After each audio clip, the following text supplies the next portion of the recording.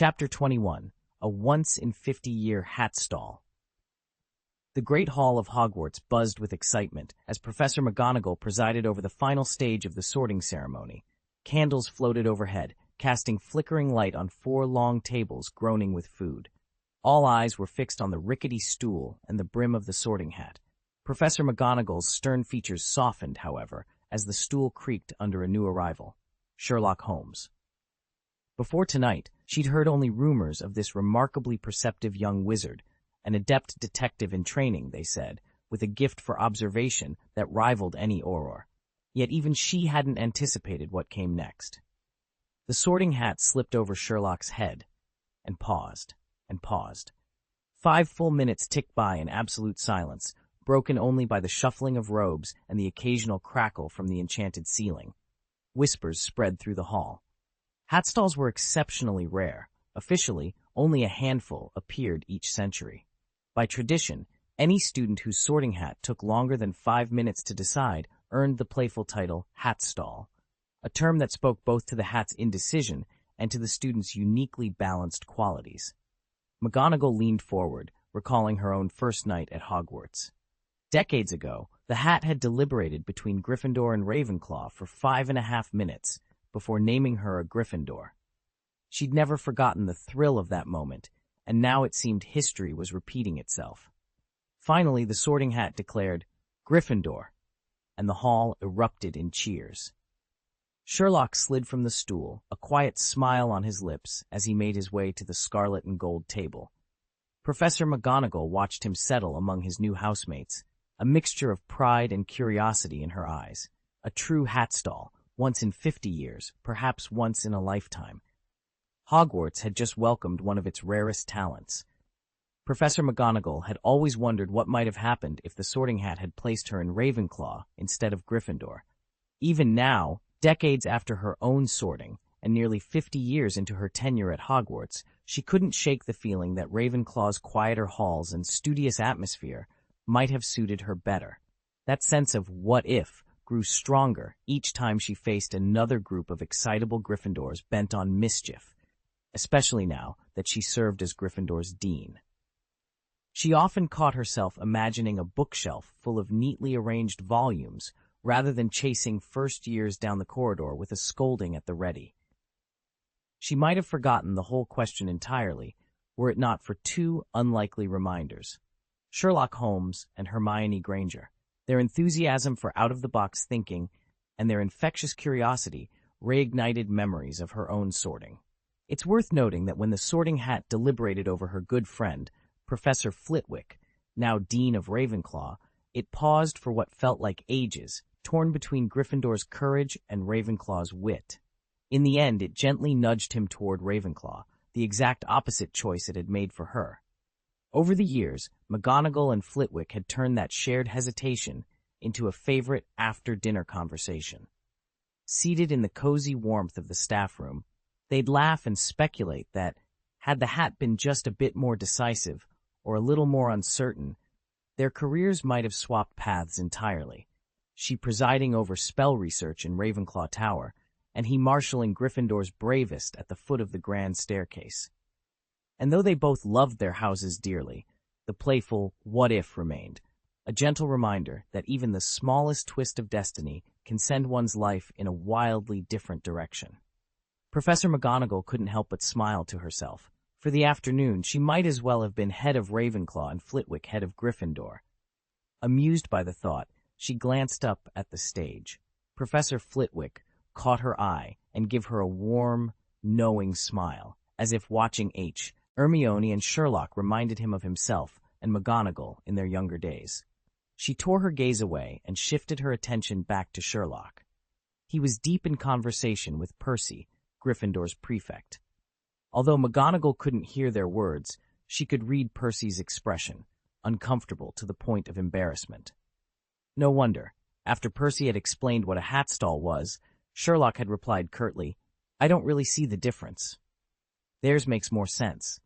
That single sentence had completely floored Percy. Really now, who did this boy think he was, addressing a prefect like that? At that moment, the Weasley twins burst into laughter. "Nice one, Holmes," Fred called out. You've got real talent. Consider yourself our mate from now on. Absolutely, George agreed. You, us, and a bit of mischief will give everyone in Hogwarts something to talk about. Sherlock raised an eyebrow, shot them a cool look, and then turned back to the Sorting Hat, paying no further heed to the twins' overtures. The rest of the new students were still waiting to be sorted, and his attention was firmly fixed on the ceremony. After him, the next few students approached the stool, some taking almost as long as a hat stall. First came Neville Longbottom, the round-faced boy whose toad had gone missing. He tripped on the way to the stool and then sat fidgeting under the hat for nearly 5 minutes before it finally bellowed, "Gryffindor!" In his relief, Neville bolted off still wearing the Sorting Hat, drawing laughter from the hall until he sheepishly returned it to Professor McGonagall. Next was Draco Malfoy, every inch the proud pureblood. The moment the hat touched his blonde curls, it snapped. Slytherin! Draco swept toward the Slytherin table, flanked by Crabbe and Goyle, head high. Sherlock watched thoughtfully. Neville's long wait and Malfoy's instant sorting were outliers. Most students were placed quickly. Hannah Abbott, the first called after him, barely waited 30 seconds. Even those who hesitated longer were sorted within 2 or 3 minutes. There were no true hat stalls like Sherlock, no one who took more than 5 minutes under the sorting hat, and only a handful of near hat stalls, such as Hermione and Neville. In fact, from a purely statistical standpoint, the distribution of sorting times followed a familiar bell curve. Only a few at the extremes, the vast majority clustered comfortably in the middle. Under Professor McGonagall's calm supervision, the ceremony proceeded without a hitch, until she called out a name that stopped every heartbeat in the Great Hall. Harry Potter. At once, every head turned. The moment Harry stepped forward from the line of first years, a collective gasp rippled through the students and staff. Even the air felt cooler, as though the castle itself had drawn a sharp intake of breath. Potter. Did she say Potter? That's Harry Potter, isn't it? Do you see the lightning bolt on his forehead? How in Merlin's name can you even see it from here? As the whispers swelled, Fred and George Weasley exchanged eager glances. George leaned toward Sherlock, his voice low but insistent. Holmes, you and Potter are on good terms, aren't you? Sherlock nodded once, crisply. Then you must know where he'll end up. Which house do you think the Sorting Hat will pick for him? Even Percy, usually quick to hush his younger brothers, was silent, transfixed by the same burning curiosity that gripped the rest of Hogwarts. The Sorting Hat will take a while, Sherlock said coolly. Its verdict will be Gryffindor. Why? Hermione burst out at once. Really, why? Fred and George Weasley chimed in behind her, and every nearby first year craned to hear. If Harry Potter truly ended up in Gryffindor, it would be cause for celebration. But how could Sherlock be so sure before the hat even touched Harry's head? Sherlock shrugged.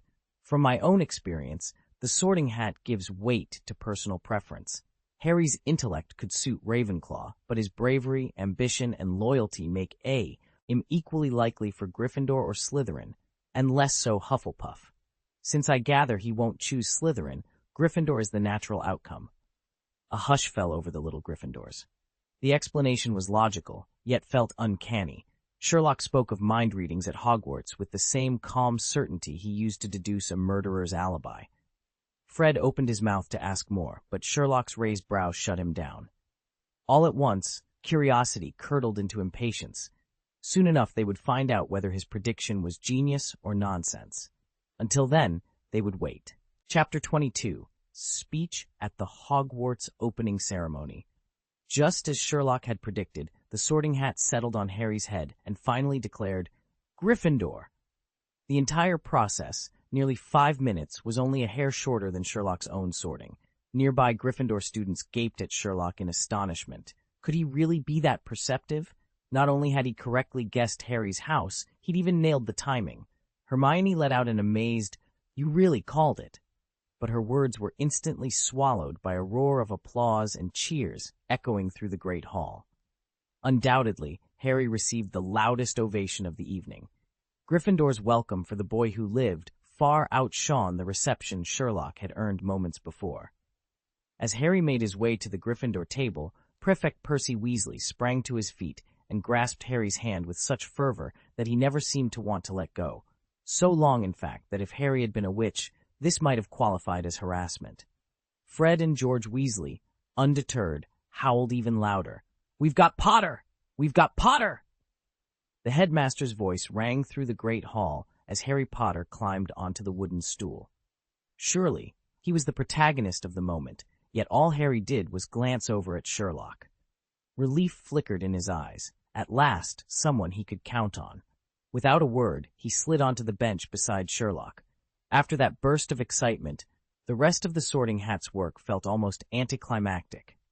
Ron Weasley sat only moments before the hat bellowed, "Gryffindor," placing him alongside his brothers in exactly the time it had taken to sort Draco Malfoy. The final student, a boy named Zabini, was sent to Slytherin. With that, the ceremony concluded precisely as Sherlock had predicted. Nearly half the new students had been gathered into Hufflepuff. The combined total of Gryffindor, Slytherin, and Ravenclaw barely equaled it.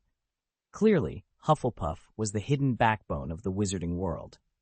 The other houses, distinguished though they were, each carried their own quirks, something Sherlock understood all too well, having never considered himself ordinary. Professor McGonagall carefully rolled up the parchment listing the new students and departed with the Sorting Hat. Dumbledore rose from his seat, his deep blue robes whispering across the dais as he prepared to address the assembled school. He looked exactly like the wizard on the chocolate frog card Harry had once found, an elder statesman with half-moon spectacles perched on a long, crooked nose. His bright blue eyes sparkled behind silver-rimmed lenses that seemed to see straight through you. A shock of silver hair and a beard that brushed his chest left no doubt he'd lived many years, and the small twinkle in his eyes hinted at a mischievous spirit beneath that venerable exterior. "Welcome," he called, his voice warm and resonant as he swept his arms wide. The great hall fell silent beneath floating candles and banners bearing the Hogwarts crest. "Welcome, students, to another year at Hogwarts," he continued, beaming at the assembled first years. "Before we begin the feast, allow me just a few words." A collective groan rippled through the new students. Many remembered interminable speeches from their primary schools and braced themselves for the same. Instead, the old wizard paused dramatically, then declared, "Nitwit, blubber, oddment, tweak," he beamed once more. "Thank you." And with that, less than 5 seconds after he'd begun, he sat down, leaving the hall in startled, laughter-tinged silence. Nobody knew exactly what nitwit, blubber, oddment, tweak meant, but somehow the words felt perfectly, profoundly Hogwarts. Moments later, the enchanted ceiling glowed brighter, and the tables groaned under platters of roast meats, steaming vegetables, and mountains of sweets. The school year had officially begun. Everyone burst into applause the moment Dumbledore sat down. No one paid much attention to what he'd actually said. They were simply relieved he'd stopped talking. More importantly, they were starving. Almost instantly, plates that had been empty moments before began to fill themselves. Succulent roast beef, golden roast chicken, heaped piles of French fries with little pots of ketchup, and peppermint humbugs for afterwards. Returning students barely batted an eye at the magically conjured feast, but the first years stared in wide-eyed astonishment. Without another word, everyone sprang into action, tucking into the food as though they hadn't eaten in days. Harry leaned toward Sherlock, voice low. "Do you think he's a little mad?" Sherlock looked up, an eyebrow raised. "Mad?" Before Harry could answer, Percy, sitting on the opposite side of the table, overheard and leaned in with a grin. "He's a genius, the greatest wizard in the world, but you're right, he does border on eccentric. Now shall we eat? Harry, would you like some fries?" Harry took a handful of fries, glancing back at Sherlock. Sherlock's expression, however, was more thoughtful than hungry. He was already piecing together several theories about the headmaster's oddly cryptic speech. He'd heard all the stereotypes before. Hufflepuffs were lovable dimwits, Ravenclaws bookish crybabies, Slytherins sneering oddballs, and Gryffindors bravely stubborn. Flip the script and you'd get the opposite extremes. Ravenclaws as fools, Gryffindors as quivering wrecks, Slytherins as meek wallflowers, Hufflepuffs as meddlesome busybodies. Or consider it from each house's point of view. Ravenclaws calling everyone else dunces, Gryffindors dismissing their peers as cowards, Slytherins sneering at trash, and Hufflepuffs shaking their heads at the others' headstrong antics. None of it mattered now. He'd arrived at Hogwarts, and he'd figure it all out in time. After a whirlwind of introductions and late-night sorting, the first years were famished, yet the feast laid before them in the Great Hall was nothing short of spectacular, truly gourmet fare, especially impressive in a country famous for its dark, peculiar cuisine. Plates of roast meats, steaming vegetables, fresh-baked breads, and decadent desserts stretched as far as the eye could see, promising the perfect welcome to life at Hogwarts. Sherlock wasn't one to fuss over his meals, but when the food was good, he heartily filled his plate, and Harry was no different. The Dursleys had never quite starved him, but neither had they ever allowed him to eat his fill, so tonight he sampled a little of everything set before him. When the last student pushed back their chair, the plates magically scoured themselves to a perfect shine, drawing delighted gasps from the first years. Once the great hall fell into murmured contentment, Professor Dumbledore rose for a second time. His usually twinkling eyes were now grave as he spoke. Autumn's chill is upon us, and in the blink of an eye we stand at the threshold of a new school year. I trust each of you will redouble your efforts, deepen your understanding of magic theory, refine your practical skills, and strive for excellence in all you undertake. To our senior students, I ask you to hold yourselves to the highest standards, to uphold our rules, and to lead by example for the first years just joining us. Let us make this term our finest yet. Professor Dumbledore's eyes twinkled as he addressed the assembled first years. As you step into Hogwarts, you follow in the proud footsteps of generations past. I expect you to work with energy and courage, helping to keep our school among Europe's, and indeed the world's, finest centers of magical learning. To make that happen, I have 3 simple requests. He paused for effect. First, observe every rule. No spells in the corridors during breaks, under any circumstances, and absolutely no venturing into the Forbidden Forest or down the east wing of the 4th floor. Second, throw yourselves into school life. Try out for Quidditch, support your house team, and bring honor to your house through sport. Third, cultivate a strong sense of community. In fact, to celebrate that spirit, I invite you all now to stand and join me in singing the Hogwarts anthem. At the word anthem, every professor's warm smile snapped into a frozen mask, everyone except Professor Sherlock Holmes. Sherlock tilted his head, watching his colleagues' expressions harden in an instant. He'd heard Dumbledore's instructions plenty of times before, and had no issue with a bit of song. Clearly, something about this request was off. He studied Dumbledore's serene face and the rigid line of professors behind him, certain of one thing: whatever was about to happen, it wasn't just an innocent sing-along. Chapter 23. You're very talented. Come learn boxing from me. You're very talented. Come learn boxing from me. Sherlock had repeated the offer twice, just to make sure Professor Dumbledore caught it. Now, when Dumbledore suggested the entire school join him in singing the school song, nearly every other teacher looked faintly horrified. Sherlock's instincts tingled. Something unusual was about to happen. With a flick of his wand, Dumbledore sent a ribbon of golden light spiraling above the great dining tables. It spelled out the lyrics to the school song in glowing letters. Then he swept his arms wide and declared, "Everyone, pick your favorite tune, prepare yourselves, and sing." A collective murmur rose from the new students. Sing? In whatever key we like? Apparently yes. Instantly the hall erupted into a chaotic chorus. Each group chose its own melody, so the result was gloriously, painfully discordant. Harmony, it seemed, was optional. The most outrageous performance came from Fred and George Weasley. They launched into the opening lines on the solemn, plodding melody of the Funeral March, grins plastered on their faces the whole time. Rather than scolding them, Dumbledore tapped his wand in time and patiently conducted the final bars. When they finished, he broke into the loudest, most enthusiastic applause in the room. Sherlock stared at the headmaster, unmoved. Maybe he really did need to learn the violin after all. The moment the final chorus died away, the grand opening ceremony of Hogwarts came to an end. The clamor of laughter and chatter swelled as students gathered their cloaks and trunks, ready to head for the dormitories. At this point, it fell to the prefects to restore order and shepherd their housemates, especially the wide-eyed first years, up to the towers. Percy Weasley, proudly wearing his crimson and gold sash, fell into step at the head of the Gryffindor newcomers, who called themselves the Little Lions. Through the arches of the great hall, they wove, trunks bumping and robes brushing the stone floor, until they spilled out into the corridor and began the ascent up the broad marble staircase. Most of the first years trudged behind him in exhaustion, but Sherlock, tall for his age, strode eagerly among them. His gray eyes shone as he took in every detail, the flicker of torchlight on the polished banister, the distant echo of chanting first years, the hush of approaching portraits.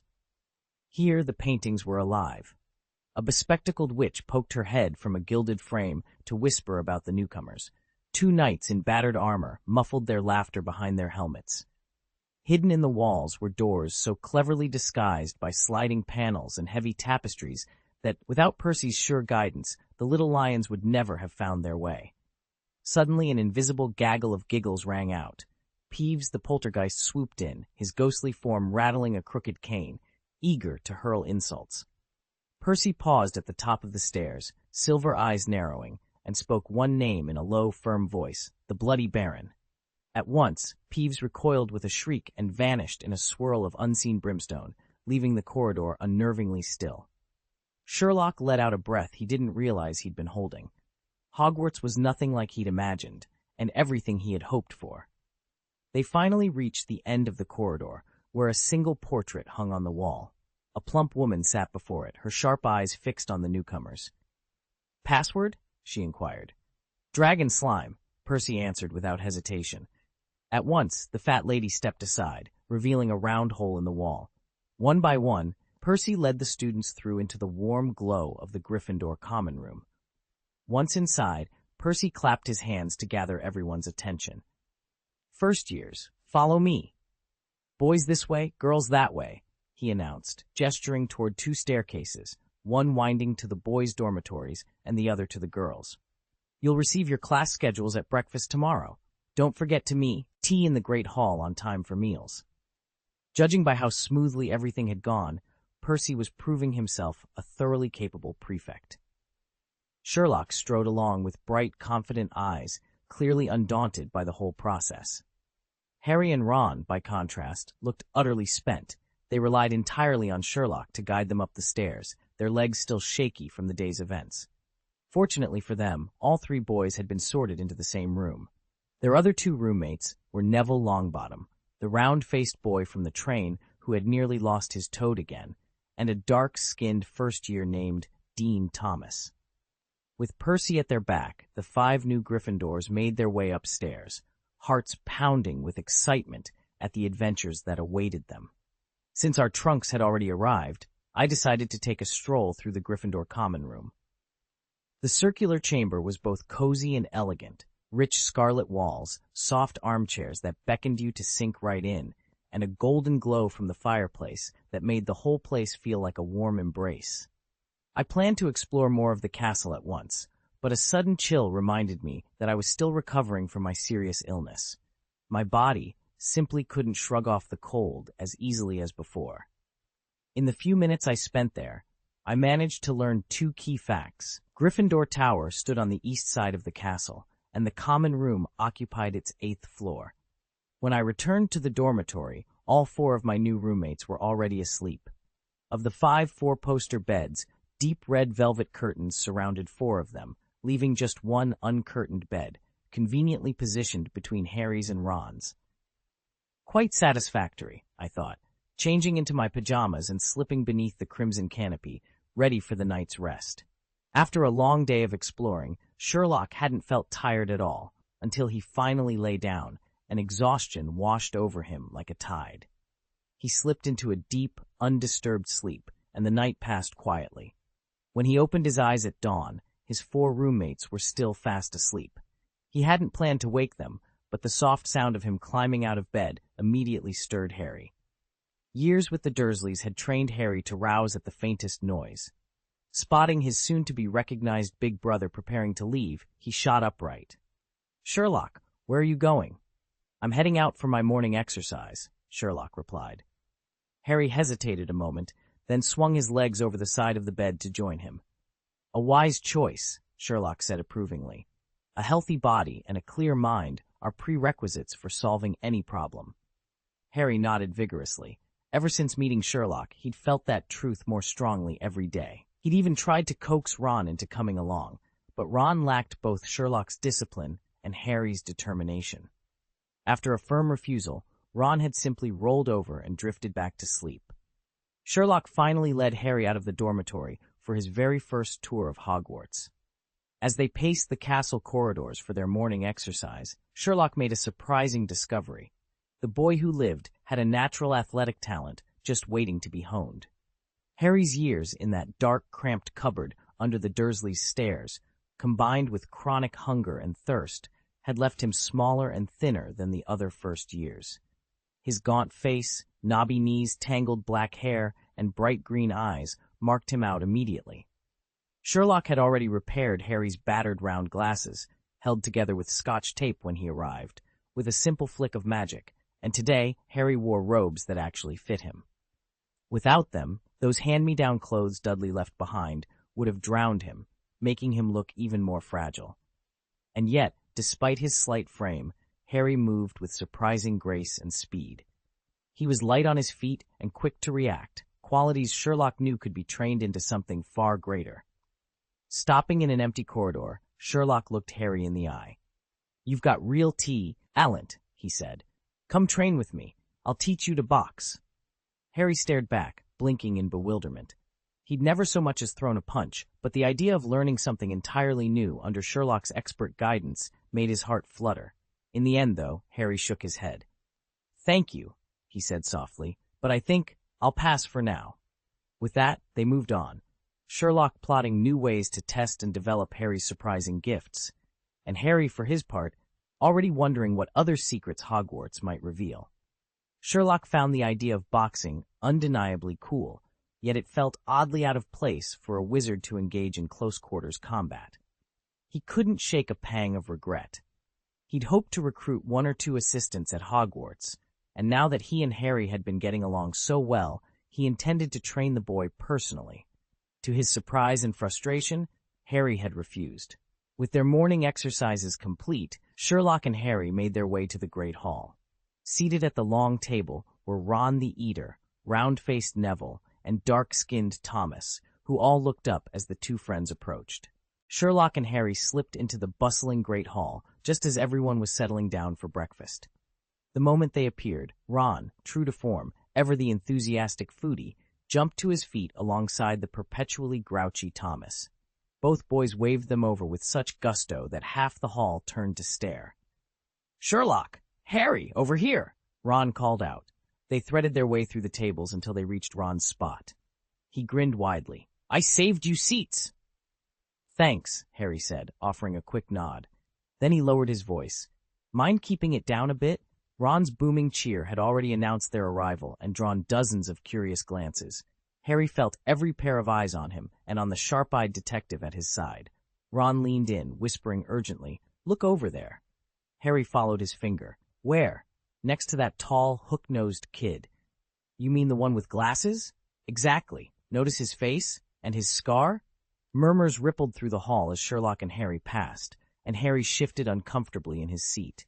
Seemingly aware of his friend's discomfort, Ron rubbed the bridge of his nose. "Sorry," he muttered. Despite the morning's excitement, the breakfast spread was more than adequate. It wasn't quite as lavish as the opening ceremony feast, but it was plentiful, and that, at Hogwarts, was more than enough.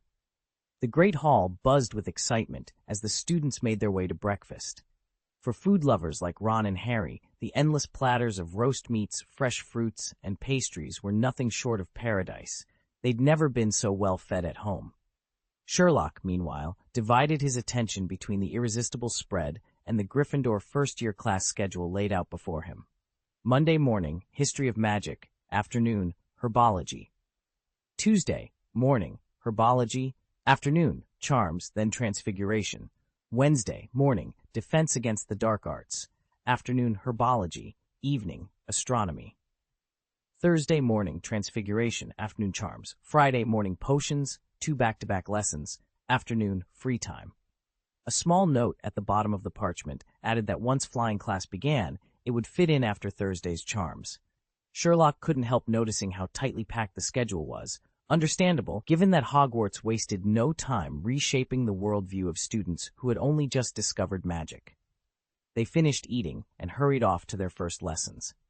Sherlock found his opening week at Hogwarts both rich and endlessly fascinating. Every subject had its own distinct character. History of magic, for instance, was the only course taught by a ghost, Professor Binns. As the joke went among the students, when a ghost lectures, you never know where the facts end and the tall tales begin. History of magic was always billed as a purely theoretical course, nothing more than a slog of dates and names to be drilled into students' heads. Professor Binns, in his ghostly, monotone drone, read straight from the textbook without so much as a flicker of inflection. Under that ceaseless observation, most of the first-year Gryffindors settled into a soporific haze, their quills scrawling names and events as their eyelids grew heavier by the minute. Only 2 students in the room showed any sign of real engagement. One was Hermione Granger, who had already established herself as a top-tier pupil by the end of the first lesson. She sat bolt upright, pen at the ready, copying every word in neat, careful script, though naturally she never got the chance to shine by answering questions, since Binns never asked any. The other was Sherlock Holmes. To him, this was all delightfully new, the idea of magic, the lore behind it, every curious detail. He had, in fact, devoured all the assigned readings in advance, so Binns's lecture felt to him like flipping on an audiobook he'd already memorized. But he refused to remain a passive listener. Whenever a question popped into his mind, out the Goblin Rebellions, the finer points of Elven treaties, the exact date of the Goblin Wars, he didn't hesitate. "Professor," he'd say, voice calm and precise, "could you clarify?"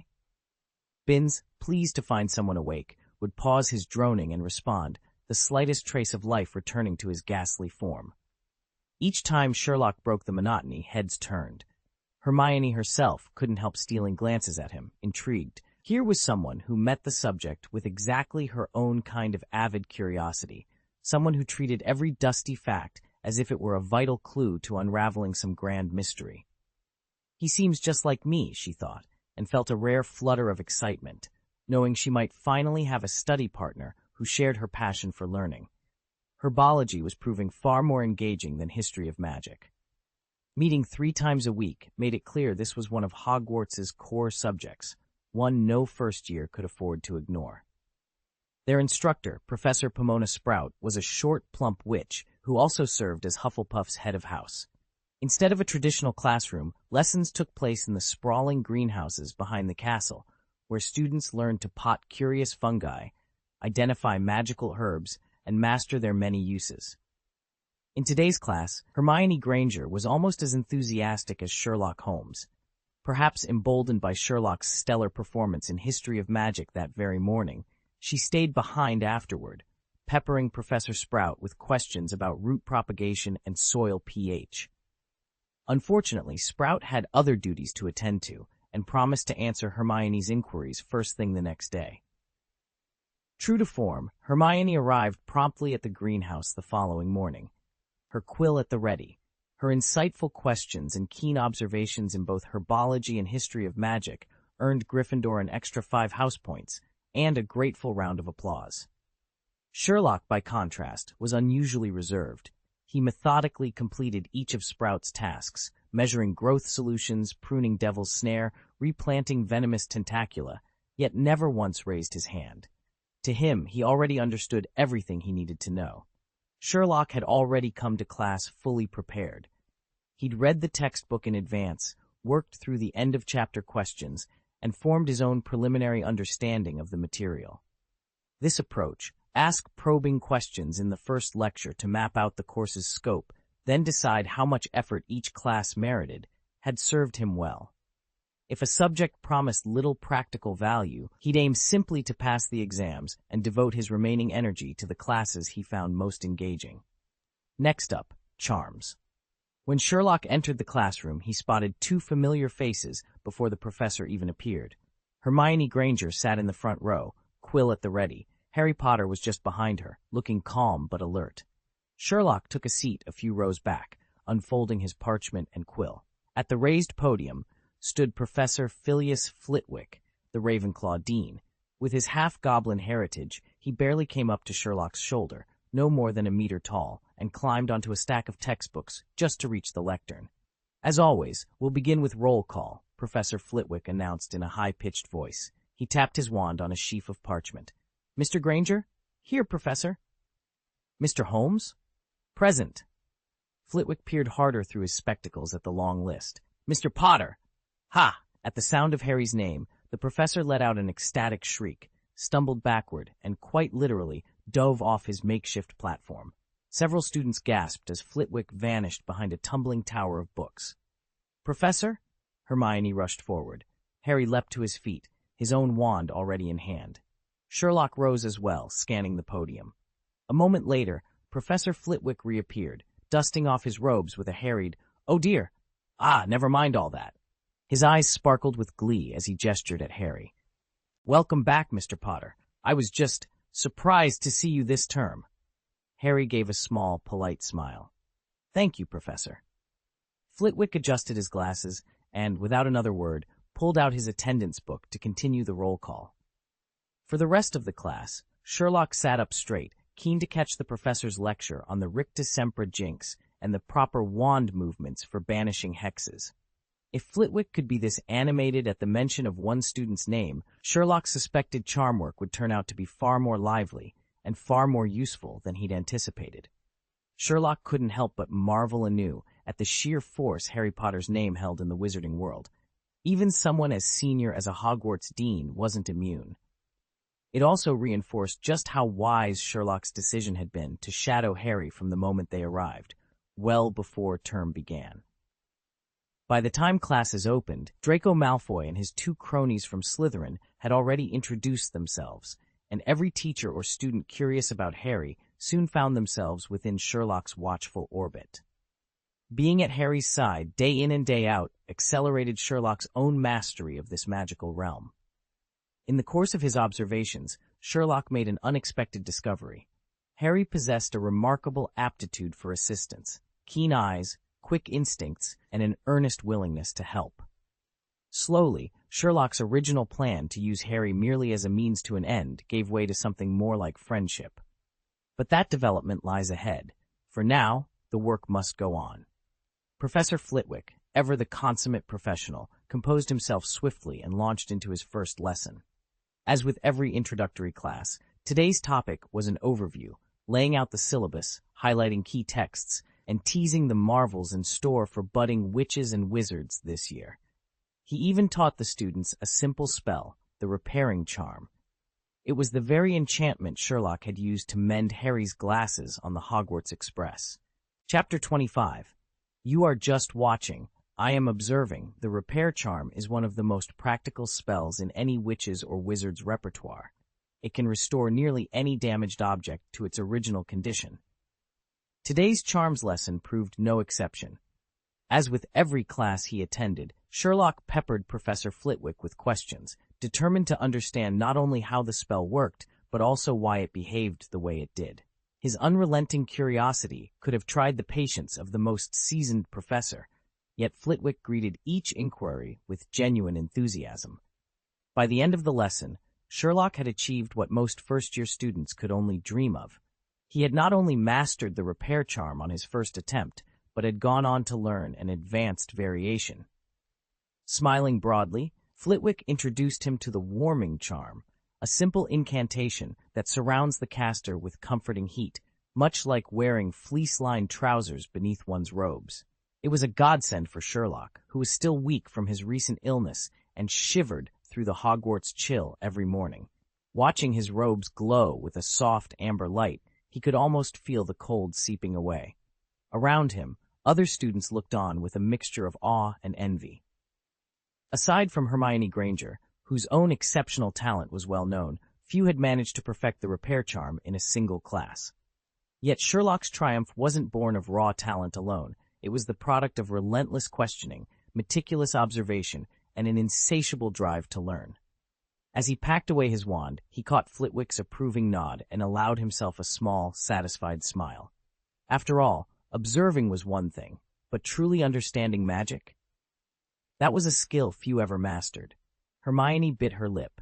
She really didn't want to take on another new charm, but somehow she felt both eager and blocked, her frustration making her small fists clench at her sides. Holmes, she thought fiercely, I refuse to let you outshine me. Tuesday afternoon's charms lesson bled straight into transfiguration, leaving barely a moment to breathe, and for Gryffindors it felt even tighter than usual. Ever since breakfast in the Great Hall, Harry had unwittingly attracted a swarm of gawking classmates. Students without classes camped outside the charms classroom, all craning their necks to catch a glimpse of the boy who had survived Voldemort's attack as a baby. In the corridors, the spectacle was even more pronounced. Teens who strode past Harry would suddenly halt, pivot, and stare as if his lightning bolt scar were an exhibit behind glass. If they thought it polite, they'd press closer, eyes fixed on his forehead. Harry inwardly groaned. He knew the way to Professor McGonagall's classroom was already a maze for first years, and this cluster of admirers made it all but impossible to navigate Hogwarts's twisting corridors. He tried to sidestep the crowd, but they moved with him, their whispers and shuffles growing louder with every step. Catching Hermione's eye, Harry offered a tired half-smile. She returned it with a determined nod. Both of them, lost in their own private challenges, pressed on toward Transfiguration class. The corridors at Hogwarts were never straightforward, but tonight they seemed downright impossible. Staircases shifted direction without warning, steps vanished at mid-stride, and many doors turned out to be nothing more than stone walls in disguise. Even the portraits, hopping from frame to frame, refused to stay put and serve as landmarks, with everything in constant motion, and half the school stopping to stare at Harry.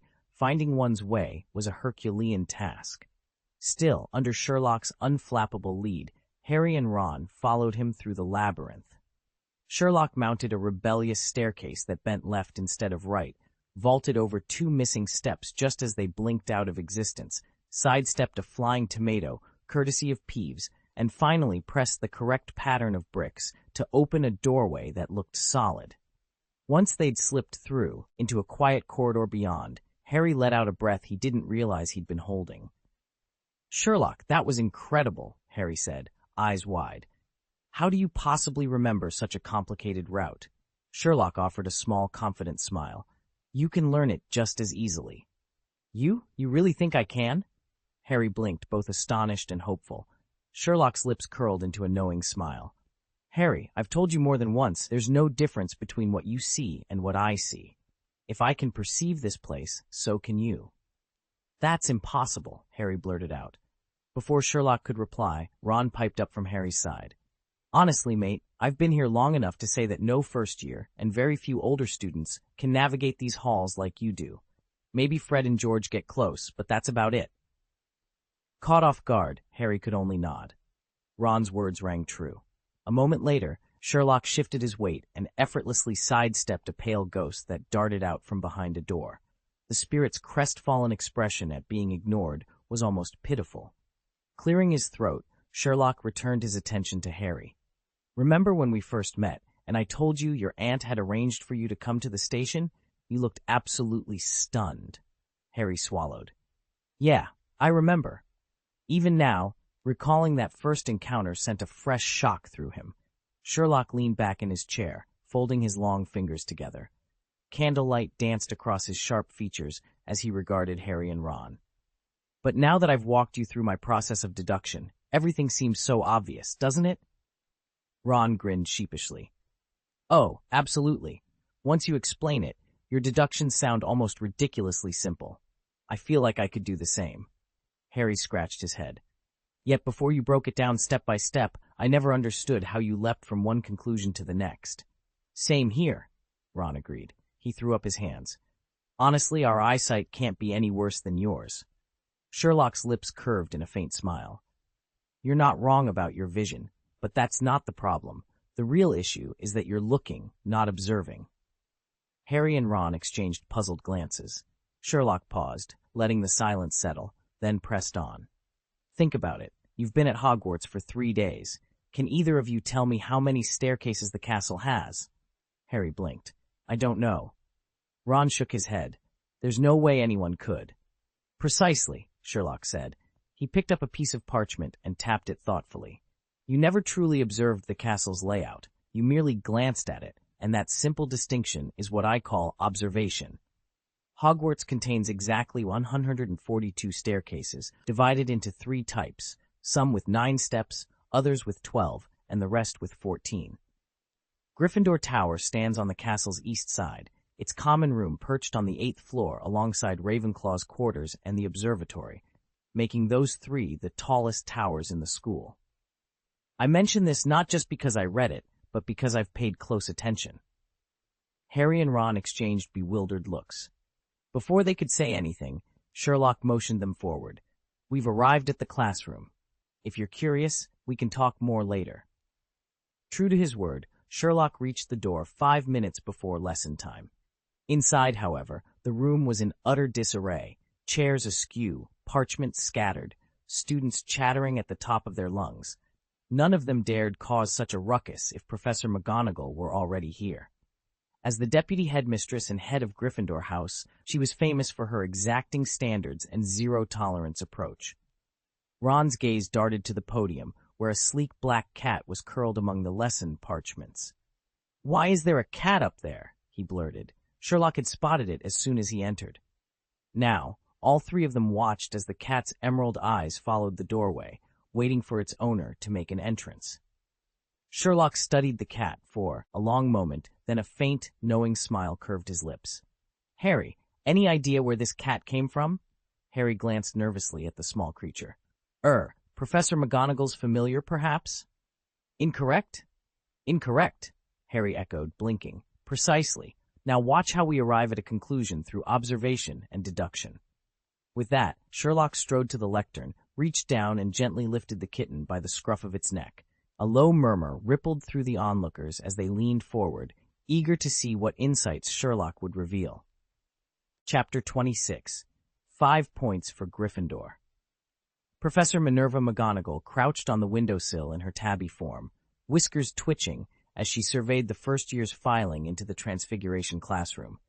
For years, she'd employed this covert tactic, much like the hidden sorting ceremony, as a way to observe new students up close without revealing herself.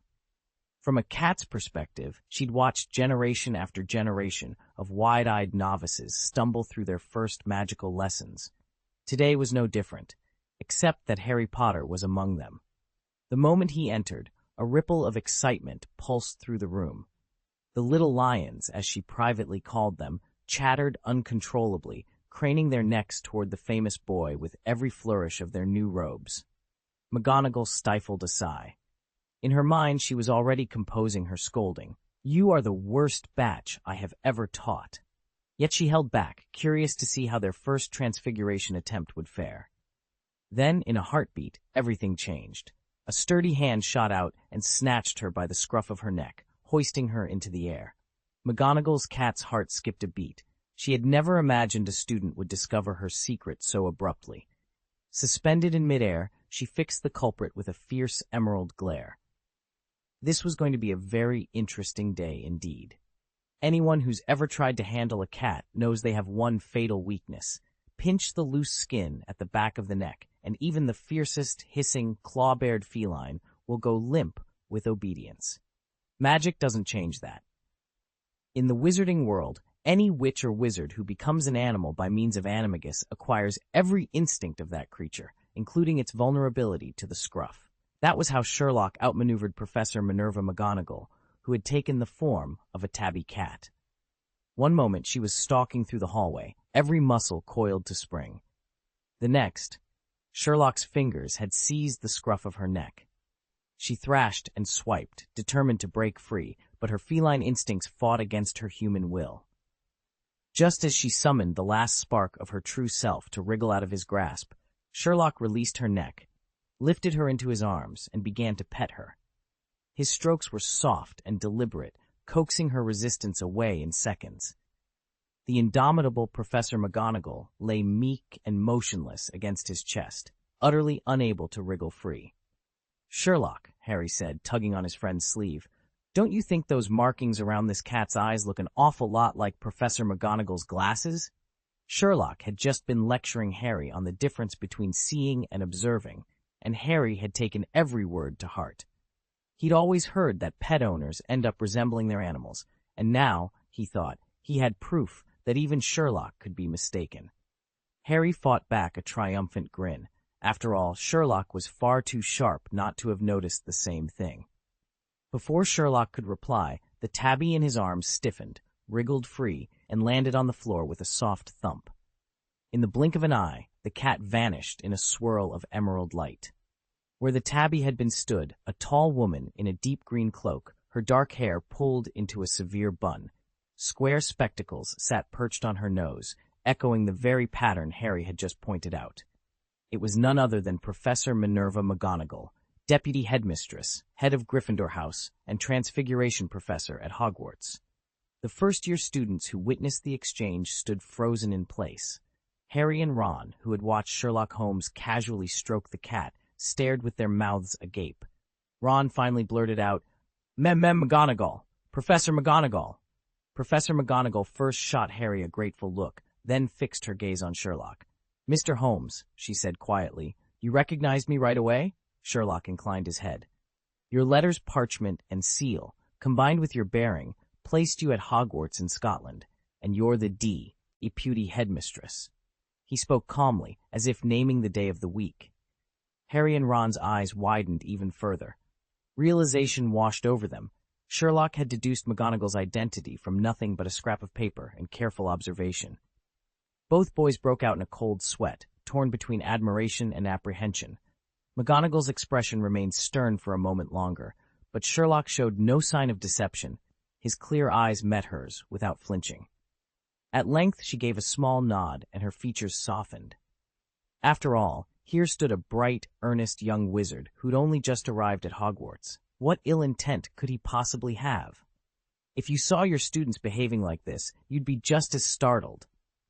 Professor McGonagall's sudden shift into feline form had already captured the first year's attention, but that remark rendered them absolutely silent. Her transfiguration is flawless. There's no detectable magical residue. It's extraordinary. Only Sherlock continued to applaud her performance, as though he hadn't been the one gently stroking her moments before. Miss McGonagall, that transformation is called an animagus, a true, complete change into an animal. It's one of the most challenging transfigurations. Practitioners can become so absorbed in their animal form that they lose the ability to revert. Far too perilous for someone still honing the basics. Now, everyone, please return to your seats. We shall begin today's transfiguration lesson. McGonagall quietly exhaled when she realized Sherlock hadn't noticed anything amiss. She felt her cheeks warm at the memory of her own reaction. When he first petted her, she had tried to resist, but in animagus form, her feline instincts had taken over. Sherlock's deft handling had her entire feline form quivering with pleasure, until Harry's sharp reminder, pointing out the telltale shimmer around her eyes, jolted her back to herself. She struggled to revert to human shape before her feline instincts betrayed her completely. Yet one fact remained. A student had just petted her. Thinking quickly, Professor McGonagall conjured a new spectacle. With a subtle flick of her wand, her desk transformed into a squealing pig, and then, with another precise gesture, snapped back into its original form. The students gasped, swept up in the wonder of transfiguration, their pencils poised and ready. Before they could settle, McGonagall's voice cut through the buzz like a bucket of ice water. Transfiguration is the most complex and dangerous branch of magic in your Hogwarts curriculum. Her gaze swept across the room, lingering on Sherlock and Harry before she continued, measured and firm. Any student who misbehaves in my class will be asked to leave and will not be permitted to return. Consider this your only warning. In an instant, the chatter died. Every student sat bolt upright, eyes fixed on the professor. Satisfied, McGonagall gave a small nod and began the day's lesson. The day's transfiguration lesson drove home a simple truth. Turning a wardrobe into a wolf was still far beyond their reach. Mastery began with the basics. Today's task was to transfigure an ordinary matchstick into a sewing needle. A deceptively small challenge, yet it left almost the entire class floundering. When the end-of-class bell rang, only Hermione Granger's match had undergone any noticeable change. One end remained its familiar red head, the other had been painstakingly reshaped into a fine, gleaming point. Professor McGonagall, who had watched the students with her usual stern reserve, allowed something very like a smile to cross her lips. Hermione felt her heart swell. To earn even a sliver of approval from McGonagall was to prove herself a true Gryffindor and a budding talent in transfiguration. Then, peering over her spectacles, the professor spoke. "Gryffindor, 5 points." Hermione's eyes widened. Points from McGonagall? She'd always believed the professor was too frugal with rewards. A mere approving look had felt like victory enough. This was far beyond anything she'd dare to hope for. 27. Harry, you found the blind spot. Harry, you found the blind spot. Hermione shook her head, realizing she'd been overthinking the assignment. From the table across the aisle came a burst of excited chatter. Following the noise with her eyes, she discovered that Sherlock had succeeded where everyone else had failed. He'd completely transfigured his matchstick into a perfectly formed needle. Professor McGonagall didn't hesitate in her appraisal. "A genius at transfiguration," she declared.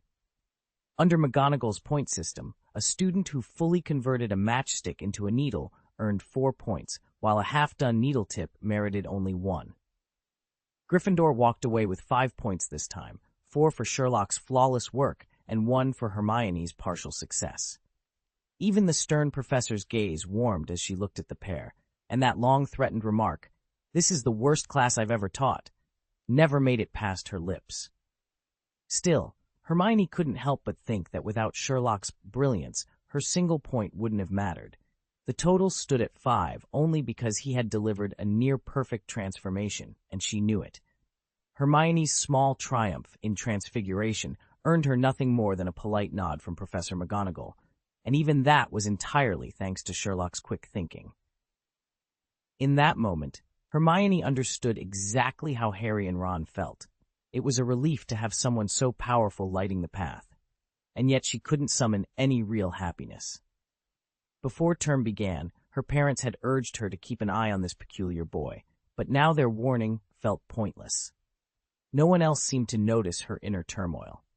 All around her, the other first years fell back into the easy rhythm of Hogwarts life. Classes, meals, corridors humming with chatter, and then the sweet oblivion of sleep. Late that night, just as the last flicker of candlelight died in the dormitory, Harry broke the hush. "Sherlock," he whispered, "did you honestly never realize that the cat was Professor McGonagall?" At that, the 3 boys in the room, Ron, who had been pretending to snore, Sherlock, feigning slumber, and even Hermione, tucked under her blankets, instantly pricked up their ears.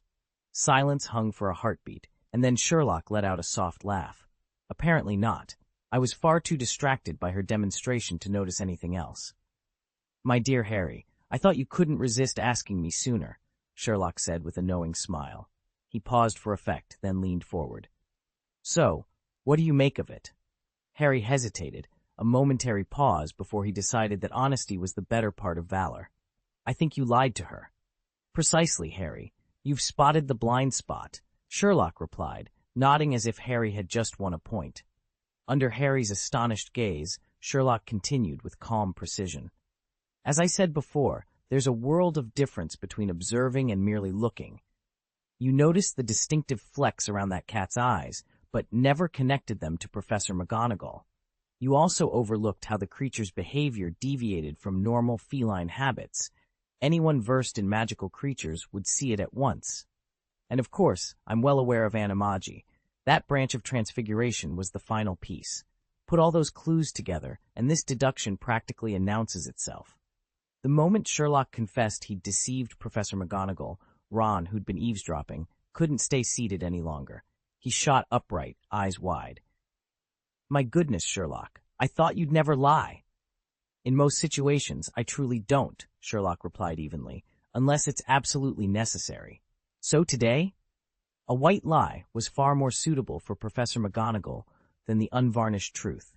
"I'd rather she not start tailing me." He still planned to explore every corner of Hogwarts, and Harry and Ron exchanged knowing looks.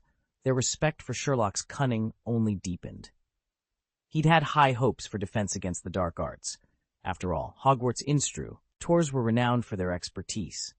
Even Professor Binns, the history of magic teacher bound to recite his lecture verbatim, could surprise you with arcane insights if you pressed him.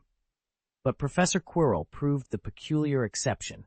The moment he entered the classroom, the stench of garlic was unmistakable. Rumor had it he used the pungent herb to ward off a vampire he once faced in Romania. Everyone knows garlic is a surefire way to keep vampires at bay, so it wasn't entirely surprising that Professor Quirrell, ever the nervous type, convinced that dark arts creatures lurked around every corner, had strung thick braids of the stuff around his classroom. And his impossibly long scarf? According to him, it was a gift from an African prince who'd wanted to thank Quirrell for helping rid him of a troublesome zombie. Most of the students exchanged skeptical glances. Harry, too, leaned toward Sherlock and whispered, "Do you think any of that is true?" Sherlock just shook his head. The garlic story and the royal gift were obvious fabrications, but that wouldn't matter if Quirrell were a good teacher. Sadly, he wasn't. In fact, he was worse than awful. A merciless parrot, reciting the same lecture word for word every time. He made even Professor Binns look dynamic by comparison. Whenever someone asked a question, Quirrell would stammer, launch into an awkward commentary on the weather, and completely dodge the inquiry. Here was a subject that demanded hands-on practice and careful explanation, yet Quirrell reduced it to rote droning with zero practical guidance. Sherlock pinched the bridge of his nose, speechless with exasperation. Clearly, not every professor at Hogwarts was a star. Harry let out a long breath, feeling oddly relieved. At least now he knew what he was up against, and it wasn't nearly as terrifying as a zombie or a vampire. He soon realized that even students from long-standing wizarding families weren't far ahead of him in skill. In fact, the two highest achievers among the first years turned out to be Muggle-born, Sherlock and Hermione. Harry couldn't resist teasing Sherlock one morning after Charms class. "Honestly," Harry said with a playful grin, "Professor Quirrell isn't nearly as dreadful as the rumors make him out to be. I actually ran into him once in Diagon Alley." He recounted the chance meeting amid the bustle of wand shops and bookstalls. But the moment Harry mentioned that Quirrell had once been sorted into Ravenclaw for his remarkable intelligence, Sherlock's brow furrowed in deep thought. "What's on your mind, Harry?" Sherlock Holmes asked, his tone gently probing. Harry hesitated, then frowned. "Sherlock, what do you think could make someone's entire personality shift overnight?" Sherlock raised an eyebrow. Speculation without evidence is always risky. Harry glanced away, as if weighing the detective's words. "Hagrid told me that Professor Quirrell went into the dark forest to gain some first-hand experience. Supposedly, he ran into vampires, and even an old witch. That's why he's been acting so strange." "A colorful story," Sherlock said with a faint smile, "but it's hardly proof." Harry looked surprised at Sherlock's skepticism. "You don't think that's plausible?" "My friend," Sherlock replied, patting Harry on the shoulder, "jumping to conclusions is more dangerous than any dark creature in the forest. Now, come along. It's nearly time for lunch." That afternoon, after their third herbology lesson of the week, the first-year students prepared for their one-evening class, astronomy. Under the clear twilight sky, Professor Sinistra guided them to the castle's rooftop observatory. Tonight's lesson would be refreshingly straightforward, no spells required, just telescopes, star charts, and the slow arc of the planets overhead. For most students, astronomy was a welcome break from wandwork and incantations. Yet it was Sherlock who surprised everyone the most. With sharp eyes and methodical precision, he identified constellations and plotted planetary trajectories as though, born to the telescope. Whispered excitement rippled through the group. The boy detective was as adept at reading the heavens as he was at reading suspects. As the first stars blinked into view, Harry found himself smiling. Whether solving mysteries in the courtroom or mapping the night sky, Sherlock Holmes never ceased to amaze. And tonight, Hogwarts felt a little smaller, and the universe a little larger, under that silent, star-strewn canopy. Professor Sinistra had already heard rumors about Sherlock and Hermione's remarkable achievements, so when it came time to quiz the students in her specialized astronomy class, She made a point of calling on the two Muggle-born prodigies. Hermione went first and dazzled everyone. She didn't just name all 9 planets in order. She also explained the tilt of the ecliptic plane relative to the celestial equator and how that tilt affects the seasons. Then it was Sherlock's turn. He looked thoughtful for a moment, then admitted, with complete honesty, that he knew nothing about astronomy. He didn't even realize the Earth revolved around the sun. A hush fell over the classroom. Professor Sinistra blinked in surprise, and Hermione's jaw dropped. The other students exchanged bewildered glances, trying to reconcile the image of the brilliant Sherlock Holmes with the boy who apparently didn't know the basics of the solar system. Chapter 28. The Brain is a Hard Drive. The Earth revolves around the sun, and the moon revolves around the Earth. Everybody knows that, whether you're a Muggle or a wizard. Harry and Ron exchanged astonished looks, as though they'd just encountered a phantom. To them, Sherlock's talent for knowing or deducing everything was legendary. If he didn't actually know a fact, he could usually infer it in seconds. Hermione, however, couldn't contain herself. "You mean you didn't know the Earth orbits the sun?" Sherlock grinned, unfazed by their shock. "You all seem rather surprised," Ron blinked. "Of course we are. It's basic astronomy. But if I did know every single useless detail, it would only clutter my mind," Sherlock replied. Tapping his temple lightly, he explained, "To me, the brain is like a hard drive. You've got to delete the unnecessary files so you have room for the important ones." That afternoon, in Professor Sinistra's astronomy class, Hermione Granger raised her hand eagerly. "Sir, if the Earth, or any other planet, revolves around the sun, how does that motion affect us here on the ground?" Across the room, Sherlock Holmes sat with his arms folded and an expression of amused impatience. When Hermione finished, he snorted. "Really," he said, voice sharpening, "you want to know how orbiting the sun impacts your daily life? Whether we circle the sun, the moon, or even trot around the grounds like a bear in a cage, none of it changes what I do, so please, spare me your stellar insights." Hermione blinked, mouth agape. Harry and Ron exchanged a look. Surprisingly, Sherlock's point made sense. Before the room could grow completely silent, Sherlock cleared his throat and leaned forward, his tone softening. "Apologies, my rudeness. It's just that unless astronomy becomes an elective for me, these facts won't enter my head permanently." Hermione let out a long sigh. By the end of the lesson, every first year in the classroom had a new understanding of Sherlock Holmes. Brilliant, brutally candid, and completely uninterested in anything that didn't directly serve him. As they filed out, Hermione realized she'd been wrong about him all along. He wasn't at all like her, and that, more than anything, might prove the greatest challenge of all. After Transfiguration and Charms on Thursday, the final day of classes dawned at last. Ron groaned as he slumped into the Great Hall. "Having to share lessons with Slytherin is bad enough," he complained, "but 2 potions classes with them every Friday? That's a nightmare." According to the timetable, Gryffindor's first years would spend both their Friday morning potions lessons alongside the Slytherins. To Ron, and to most of his housemates, that turned every Friday into a Black Friday. "Snape's head of Slytherin," he added, lowering his voice. "They say he always gives his own students the easy path." The prospect made even Ron, usually the school's most enthusiastic eater, lose his appetite. He picked glumly at his plate and muttered, "Professor Snape?" The moment the name passed Ron's lips, both Sherlock and Harry pictured the same man: greasy black hair, a hooked nose, and sallow skin. Sherlock's memory was purely the product of keen observation. Harry's carried an extra edge of dread. "Sherlock," Harry said, "Professor Snape was glaring at me during the welcome feast." He was about to elaborate and ask Sherlock's advice, when, all at once, the hall doors burst open and 100 owls swooped in, feathers fluttering and hoots echoing beneath the enchanted ceiling.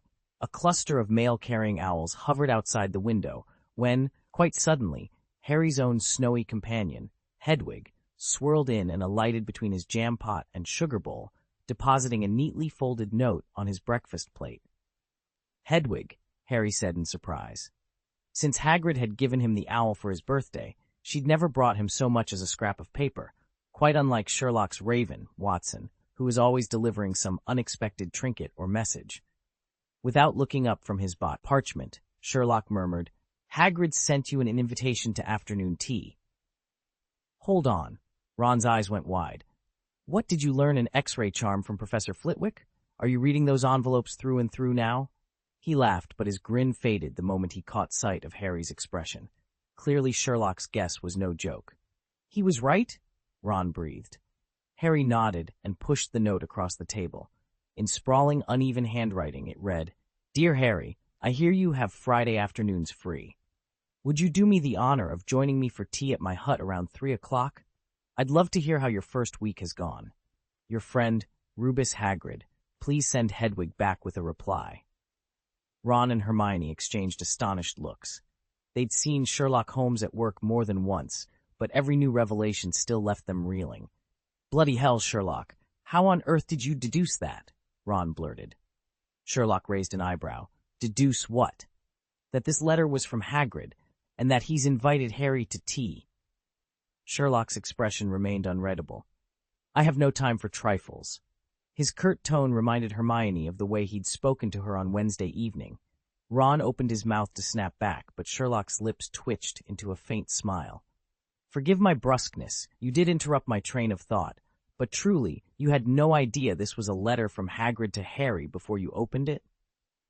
"Not a clue," Ron admitted. Sherlock tilted his head, as if weighing the words. "The fact itself is simple enough. Explaining precisely how I arrived at that conclusion, however, is rather more involved." "It's like asking you to prove that 1 + 1 = 2, Sherlock said with a faint smile. "We both know it's true, but putting it into words on the spot can feel oddly tricky." He glanced at Harry and Ron's eager faces and went on. "A moment ago, I spotted Hedwig lifting off from a few tables over with a letter tied to her leg.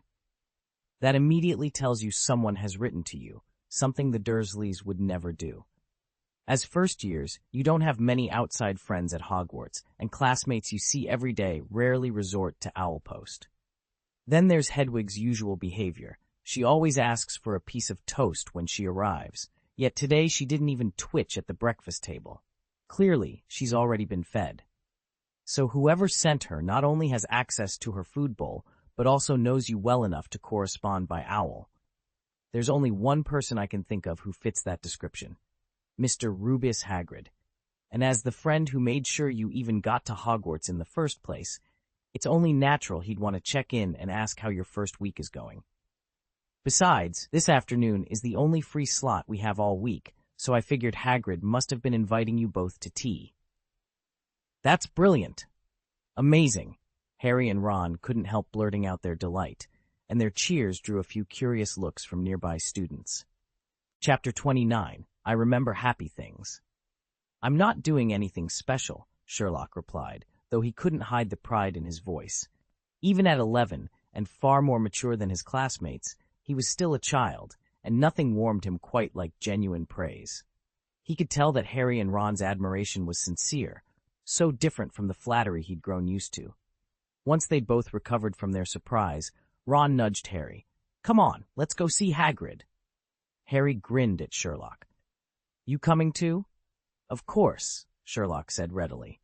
In truth, when he first approached Harry, Sherlock had had an agenda: to use the boy who lived's fame as a foothold, make new connections, and gather information with minimal effort. But the more time he spent with Harry, the more he found himself enjoying the boy's company.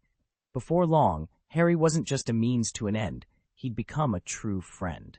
And since friends deserved nothing less than complete honesty, Sherlock knew he could no longer be vague when it mattered most. Harry, buoyed by Sherlock's approval, felt light-hearted enough to forget his worries about potions and Professor Snape. His good mood evaporated the instant he stepped into the dungeon chamber reserved for their next class. Dim torchlight danced off damp stone walls, and the whiff of something sour in the air reminded him, however faintly, of the leaky cauldron. In truth, it was colder here than that old pub ever was.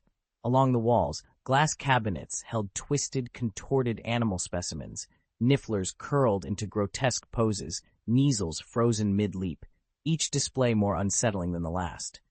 At the far end of the room stood the course's instructor, looking almost handsome by comparison. Severus Snape, Potions Master and Slytherin's current head, loomed beneath a greasy curtain of hair. When he finally deigned to speak, his voice was a silky sneer. "Harry Potter," he drawled, eyes flicking up from his attendance book. Our celebrated celebrity." A chorus of sniggers rose from the Slytherin table. Ron's ears burned crimson, and Harry forced himself not to wince. Sherlock, however, leaned forward, eyes glittering with excitement. He gave a delighted little nod. This professor, he decided, had real spirit. Snape flipped a page, calling out names with a brittle precision. When he was done, he closed the book with a soft thud and fixed the class with a cold stare. "You are here to learn the precise science and exact art of potion-making," he said. "Disappoint me, and you'll find my definition of unpleasant highly instructive. Lectures here won't dazzle you with pointless wand-waving, so I imagine many of you will doubt this is magic at all. You'll never grasp the beauty of a cauldron bubbling with white smoke, releasing that subtle, haunting perfume. Nor will you appreciate the true wonder of a potion's liquid coursing through your veins, setting your heart racing and your judgment awash in intoxicating haze. Yet I can teach you to bottle fame, brew glory, even to cork death itself, provided you aren't the dullards I usually have to put up with." At Snape's cutting finale, the classroom fell deathly silent. Across the rows of pale, wide-eyed students, only Sherlock nodded, deep in agreement. He'd often felt the same way, that some people seemed capable of dragging down the intelligence of an entire street, and that, confronting such vacuous company, he might lose his own mind. More striking still was Snape's nod to science, a concept so foreign to this school's traditions that it felt revolutionary. Sherlock thought Snape would excel as defense against the dark arts instructor, far more so than that trembling Professor Quirrell. Swapping their posts would be nothing short of a masterpiece strike, if only such a thing were possible. Sherlock stole a quick glance at Harry. Was Snape really going after the boy who lived? It struck him as odd. Nearly every Hogwarts teacher, from the quirky Professor Quirrell to the austere Professor McGonagall, seemed to favor Harry. Snape's uncharacteristic antagonism only made the moment more intriguing, and Sherlock settled back to watch the young wizard squirm. "Mr. Potter," Snape said in that cool, measured tone of his, "what substance results when you add powdered asphodel root to a wormwood infusion?" Almost before the words had left Snape's lips, Hermione shot her hand into the air. She was determined to prove she wasn't the bungler Snape seemed to believe her to be. Harry, by contrast, wore a dazed expression. Sherlock could see that neither he nor Ron had fully registered the question. Harry hesitated, then answered honestly, "I don't know, Professor." Snape clicked his tongue in disapproval. "Tsk. Has nobody thought to open a book before we even begin? All right, let's try this again. If I asked you to procure a bezoar, where would you find one?" Harry stared back, speechless. Snape's thin lips curled. "And what, pray tell, is the difference between monkshood and wolfsbane?" Still no answer from Harry. The professor let out a low chuckle. "It appears fame doesn't equal knowledge after all. Isn't that right, Mr. Potter, the marvelous boy who lived?" Harry felt the Slytherin's mocking stares burn into him. Shame and anger rose in his chest, and before he could stop himself, he shot back. "I may not know, sir, but I'm certain Miss Granger does. Perhaps you should ask her." A ripple of laughter swept the classroom, until Snape's cold stare silenced every voice. The room fell so still you could hear a pin drop. From the back, Sherlock Holmes raised an eyebrow. Of course he knew the answers. Felida Spore's 1,000 magical herbs and fungi, and Arsenius Jigger's magical drafts and potions, both proudly listed on the terms required reading. For most students, no matter how thoroughly they'd skimmed their textbooks over summer, those facts rarely stuck once term began. Sherlock, of course, wouldn't burden his mind with information he deemed useless. It simply took up too much mental real estate. Across the desk, Hermione remained every bit as sharp as ever. At Harry's subtle nod, she had already shot up her hand, ready to answer. But Sherlock couldn't shake the sense that Snape's hostility toward Harry sprang from something deeper than mere dislike. It wasn't Harry himself who'd provoked the potions master. The malice had other roots. Considering Snape's age and position, an idea began to take shape in Sherlock's mind. He stifled a quiet chuckle. How utterly fascinating. Hogwarts wasn't just a school of magic. It was a stage for personalities every bit as spellbinding as the subjects they taught. The classroom, pinned into an uneasy silence by Snape's early warnings, made Sherlock's soft amusement all the more conspicuous. Snape whirled on Hermione first, his voice sharp enough to crack crystal. "Sit down!" Then he strode toward Sherlock, each step measured, his dark eyes flickering with cold intent. He stopped just before Sherlock's desk, and voice laced with thinly veiled contempt, addressed him. "Mr. Holmes." Polished version. Professor Langley leaned forward, his steely gaze fixed on Sherlock Holmes. "Mr. Holmes, you're a prodigy in transfiguration. Your professors have praised you without reservation. Yet you seem to find this entire affair rather amusing, don't you?" Sherlock rose from his seat with quiet composure. "Not at all, sir," he said politely. "It's just a pleasant memory came to mind." Chapter 30. Gryffindor loses big points. The dungeon buzzed with tension as Professor Snape slid into his chair at the front of the room. It was potions class, and every Gryffindor student stole anxious glances at Sherlock Holmes. They all knew Snape's reputation, unreasonably harsh, fiercely biased toward Slytherin, and always ready to pounce on any Gryffindor. Today, his hostility toward Harry Potter had been blatant. But now, to their astonishment, he was turning on Sherlock too. Snape narrowed his eyes and asked coldly, "What makes you so chipper today, Mr. Holmes?" Sherlock looked up placidly. "Isn't it a happy occasion to study the precise science and exacting craft of potions under such an outstanding professor?" Harry's mouth fell open. Ron's jaw dropped. Hermione clutched her notes in shock. Even the Slytherins exchanged stunned looks. Snape's lip curled into a sneer. "Holmes, don't flatter yourself. I'm no weakling who falls for empty praise." Sherlock remained unflustered. "Professor, I truly meant every word." For a long moment, Snape glared at him, as if searching for a hidden insult. Then he finally leaned back, shoulders stiff, as though someone had smothered him in a heavy blanket. Around the room, the Gryffindors exchanged relieved smiles. Sherlock had held his ground, but they knew the reprisal was only beginning. Professor Snape's chilling drawl broke the classroom silence. "Since you're so eager to learn, Mr. Holmes, I assume you know the answers to my questions?" At once, the Gryffindors, often called the Little Lions, broke out in a cold sweat. Sherlock had impressed everyone recently, but his dismal performance in astronomy class 2 nights ago still loomed large in their minds. Across the room, the Slytherins exchanged triumphant grins. Nothing delighted them more than seeing a Gryffindor squirm. Holmes, however, looked completely unflappable. He met Snape's cold stare and answered each query in a flat, emotionless tone. The powdered root of asphodel, combined with an infusion of wormwood, produces a sleeping potion. A bezoar is found in the stomach of a goat. Monkshood and wolfsbane are, in fact, the same plant. Both are varieties of aconite. That was all. He didn't bother to mention the potion's formal name, the Draught of Living Death. Nor did he elaborate on the bezoar's extraordinary detoxifying properties. Nor did he comment on aconite's notorious toxicity. Yet when Snape first directed the question at Harry, his expression had twisted with unmistakable torment. Silence followed Sherlock's calm recitation. Even the Slytherins paused, caught off guard by his precision. Snape's thin lips curled into something between a smirk and a glare. The rest of the class held its breath, Gryffindors in relief, Slytherins in disbelief, while Sherlock simply closed his notebook and waited for the next challenge. Although almost imperceptible, the flicker in Snape's eyes did not escape Sherlock's notice. Seizing the moment, he fixed the potions master with an unwavering gaze and began deliberately. A daffodil belongs to the lily family, and in the Victorian language of flowers it signifies, "My regret follows you to the grave." Wormwood stands for absence and bitter sorrow. The Draught of Living Death, better known as the sleeping potion, evokes a hellish, joyless existence. In other words, enough! Both Gryffindors and Slytherins leaned forward, riveted, until Snape's sudden roar cut the room's temperature by several degrees. His hawk-like face gleamed with venom, and his cold, empty eyes seemed poised to gouge Sherlock on the spot. "Save me the sanctimony," Snape snarled. "This is potions class, not a horticulture lecture.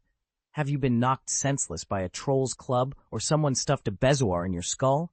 I'm deducting a point from Gryffindor, thanks to your know-it-all attitude and those useless little asides." Sherlock allowed himself a single, satisfied smile. He had gleaned the answer he needed and was already plotting his next move. "What are you laughing at?" "Professor?" Snape's voice cut through the chatter. Sherlock glanced up, a sly smile playing on his lips. "I was just thinking." "Disrespecting the classroom, Mr. Holmes," Snape interrupted, voice icily calm. "Gryffindor loses another point." "Professor, that's hardly fair," Hermione burst out, pushing her chair back. "Holmes answered every question correctly." Snape regarded her with thinly veiled disdain. "Truly typical Gryffindor, always questioning the teacher. And you are?" "Hermione Granger," she replied, chin high.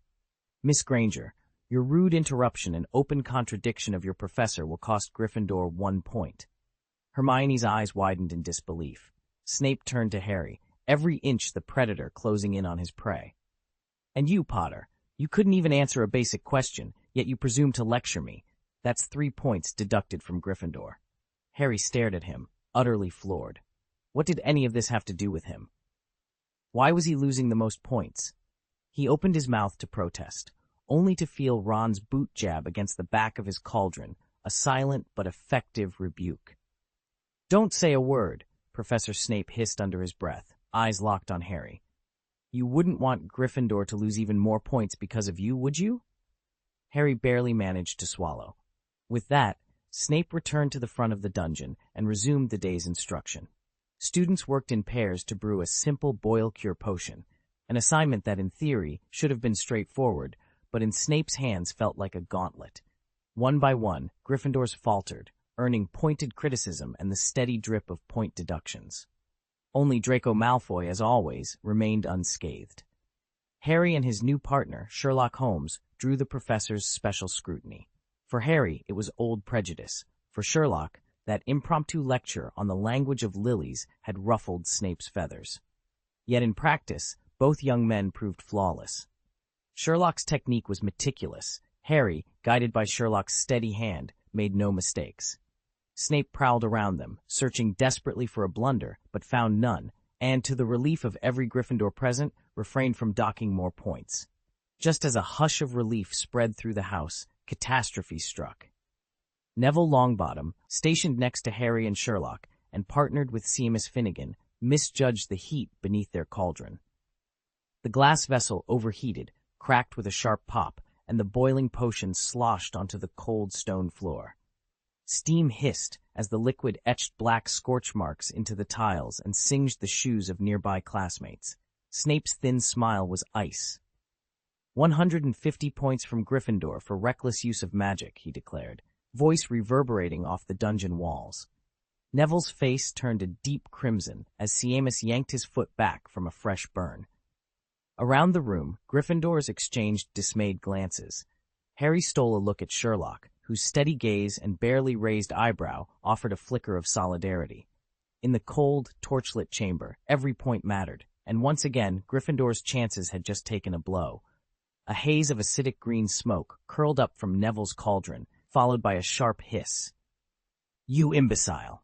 Snape barked, storming forward, but before he could reach the bubbling mess, Sherlock had already whipped out his wand. "Scourgify!" he snapped. The floor gleamed clean in an instant. Snape's eyes flickered with approval, then went ice cold. He whipped round on Neville. "I suppose you added the porcupine quills without removing the cauldron from the flame, didn't you?" Neville's face went pale. The overturned cauldron had drenched him in potion, and now angry red blisters covered his arms and neck. He stifled a sob under Snape's glare. "Seamus, escort him to the hospital wing," Snape ordered curtly. He turned back to Harry and Sherlock. "Potter, why didn't you warn him against using porcupine quills at all? Did you think his mistake would make you look better?" 5 points, from Gryffindor. Harry clenched his jaw. "And you, Holmes," Snape continued, voice dripping with displeasure. "You had time to clean up afterward, with a simple charm no less, yet you didn't intervene to stop him from knocking over the cauldron in the first place. 5 more points from Gryffindor." As Neville was helped away, Harry shot Sherlock a glare. Neither of them spoke as the rest of the class sat in tense silence, Snape's fury still hanging heavy in the air. "You'd be wise to keep your distance from Potter," Professor Snape sneered, wrenching more house points from Gryffindor. Neville froze in his tracks. He'd been the one to fumble the potion ingredient, so why were Sherlock and Harry paying the price? Around them, the Gryffindor students stood agape. This wasn't just favoritism, it was brazen, outright bullying. Fortunately, by the end of class, Sherlock's potion, the one he'd masterminded, worked like a charm. Snape found no more excuses to dock points, and Harry, Ron, Hermione, and their classmates exhaled in unison. Relief, finally. But as the last students packed their things, Sherlock rose and calmly walked toward the darkened front of the dungeon. Harry's eyes widened. "Sherlock, what are you doing?" Holmes offered a faint, confident smile. "I'm going to ask Professor Snape for some guidance." A collective groan echoed through Gryffindor's ranks. Well, in their minds at least. "Don't do it, Holmes," they all thought, but it was too late. Sherlock stopped at Snape's desk. The professor's gaze sharpened, cold as ice. The tension in the room spiked. Every Gryffindor held their breath, certain this bold move would backfire spectacularly. "What else do you want?" Professor Snape's voice cut through the silence like a blade. Sherlock Holmes lifted his chin. "I have a few questions for you, Professor." Snape's lips curled into a sneer. For a moment, his surprise flickered. Then he ground out through clenched teeth. "If you're about to waste my time with nonsense, flower meanings or whatever, shut that irritating mouth of yours." His glare was so icy and intense that Neville would surely have burst into tears. Harry and Ron shifted awkwardly, too. The air in the potions classroom crackled as if at any moment Snape might seize his wand and unleash a curse. Yet Sherlock remained unmoved. He held the professor's eyes with calm assurance. "These aren't idle questions," Sherlock said. "They're about potions." He didn't wait for Snape's reaction. Instead, he reached into his satchel and produced a neatly folded sheet of parchment. "First," Sherlock began, "when creating the Draught of Peace, what determines the strength of the calming effect? And secondly, why is saprophoros bean extract always added at the very end of the brewing process?" Snape's dark eyes widened. He leaned back against the desk, momentarily disarmed. It wasn't just that a first-year student dared to approach him. It was the sophistication of the inquiries. Garnering a handful of correct answers in class was one thing. Arriving with precise, well-reasoned questions was something else entirely. "Very well," Snape said at last, his tone clipped but less hostile. "Let's see if your curiosity matches my patience." With that, he motioned Sherlock forward, and the boy stepped into the swirling green cauldron fumes, ready to learn. These questions had hit every pivotal and challenging point of first-year potions, outlining, bridging, summarizing, all in one. Snape, who'd always coveted the Defense Against the Dark Arts post, nevertheless remained a true potions master. Listening to Holmes's rapid-fire inquiries, he realized the boy's understanding was systematic and complete, far beyond what he'd seen before. In that instant, his hard gaze softened, and he found himself recalling the Gryffindor girl with fiery hair and emerald eyes. When Holmes fell silent, Snape fixed him with a cool stare. "Holmes," he said quietly, "if you truly mean to excel in potions, you do well to steer clear of Potter." His dark robes billowed as he glanced toward the invisible barrier behind Holmes. Like a bat slipping into the night, he turned on his heel and vanished. Sherlock waited until the footsteps faded, then called over his shoulder, "All right, come on out." Slowly, the invisibility wall shimmered away. Harry emerged first, eyes wide in surprise, Hermione just behind him, brow arched, and Ron trailing them with a nervous shuffle. They stepped into the empty dungeon, watching Holmes with a mixture of curiosity and apprehension. Harry shifted uneasily. "When did you realize we were following you, Sherlock?" Sherlock glanced back, a faint smirk playing on his lips. "When you first started trailing me." Ron narrowed his eyes. "I thought you only noticed after we ducked into this corridor." "I'm quite skilled at tracking, as well as counter-tracking," Sherlock replied coolly. "Besides, Professor Snape spotted you ages ago." Hermione's eyes sparkled. "I knew it, so he was watching us the whole time, even as he walked away?" Sherlock simply nodded. Hermione's spirited defense of Sherlock during potions had softened Harry's indifference and even won over Ron, who'd originally found Sherlock irritating. Concerned for their new friend, the three of them had slipped through the castle behind him. Fortunately, Snape hadn't interfered with Sherlock's investigation. Yet his parting shot still stung. If you want to excel in potions, you'd best stay clear of Potter. Harry bristled. He didn't have a drop of Vela blood. How could he possibly be a distraction? Besides, he wasn't in the best mood himself. In their very first potions lesson of the term, Gryffindor had already lost 4 house points because of him, equal to the combined penalties incurred by Sherlock and Hermione. Harry's spirits sank even lower. Sherlock and Hermione had both lost points on Snape's behalf, and Harry still couldn't fathom why the potions master seemed to loathe him so much. A gentle hand on his shoulder made him look up. Sherlock's gray eyes met his, calm and steady. "It's just point deductions, Harry," Sherlock said. "They're not worth worrying about." Harry forced a smile. Losing a few points, whether 1, 2, or even 20, had never really bothered him before. Beside him, Ron punched his palm in agreement. "Exactly," Ron said. "George and Fred get points docked all the time. Don't let it get to you. Anyway, we're all going to see Hagrid later." At the mention of Hagrid, Harry actually brightened. Sherlock turned to Hermione. "You coming with us?" "Hagrid?" Hermione repeated, head tilted. "Who's Hagrid?" "He's the big fellow who met us at the station and guided us here," Sherlock explained, arching an eyebrow. Ron leaned forward, eager to help Hermione catch up. "He's our Hogwarts gamekeeper, and he's practically family to everyone who meets him. You'll love him." Hermione's eyes flicked with sudden understanding. She glanced at the 3 boys, hesitated for a moment, and then shook her head. "I'm sorry, but I really must go to the library to look something up." If it had been only Sherlock, she might have given in. They shared similar backgrounds, both from Muggle families, and had known each other before term began. From what she'd seen this week, he was much like herself, a diligent student with an insatiable curiosity, even if his astronomy grades were only so-so. But her connection to Harry and Ron was still strictly that of classmates, hardly deep enough to warrant an impromptu expedition, no matter that one of them was hailed as the chosen one of the wizarding world. At exactly 3 o'clock, Sherlock, Harry, and Ron arrived at Hagrid's hut.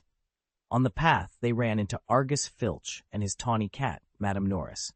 Filch paused, peering suspiciously at the trio in hopes of catching them breaking school rules. With Sherlock standing there, however, he found nothing to object to and stalked off, his eyes cold and warning. "Don't let me catch you out of line." As Filch and Madame Norris disappeared around a bend, Sherlock's gaze lingered on the cat's retreating form, his expression as inscrutable as ever.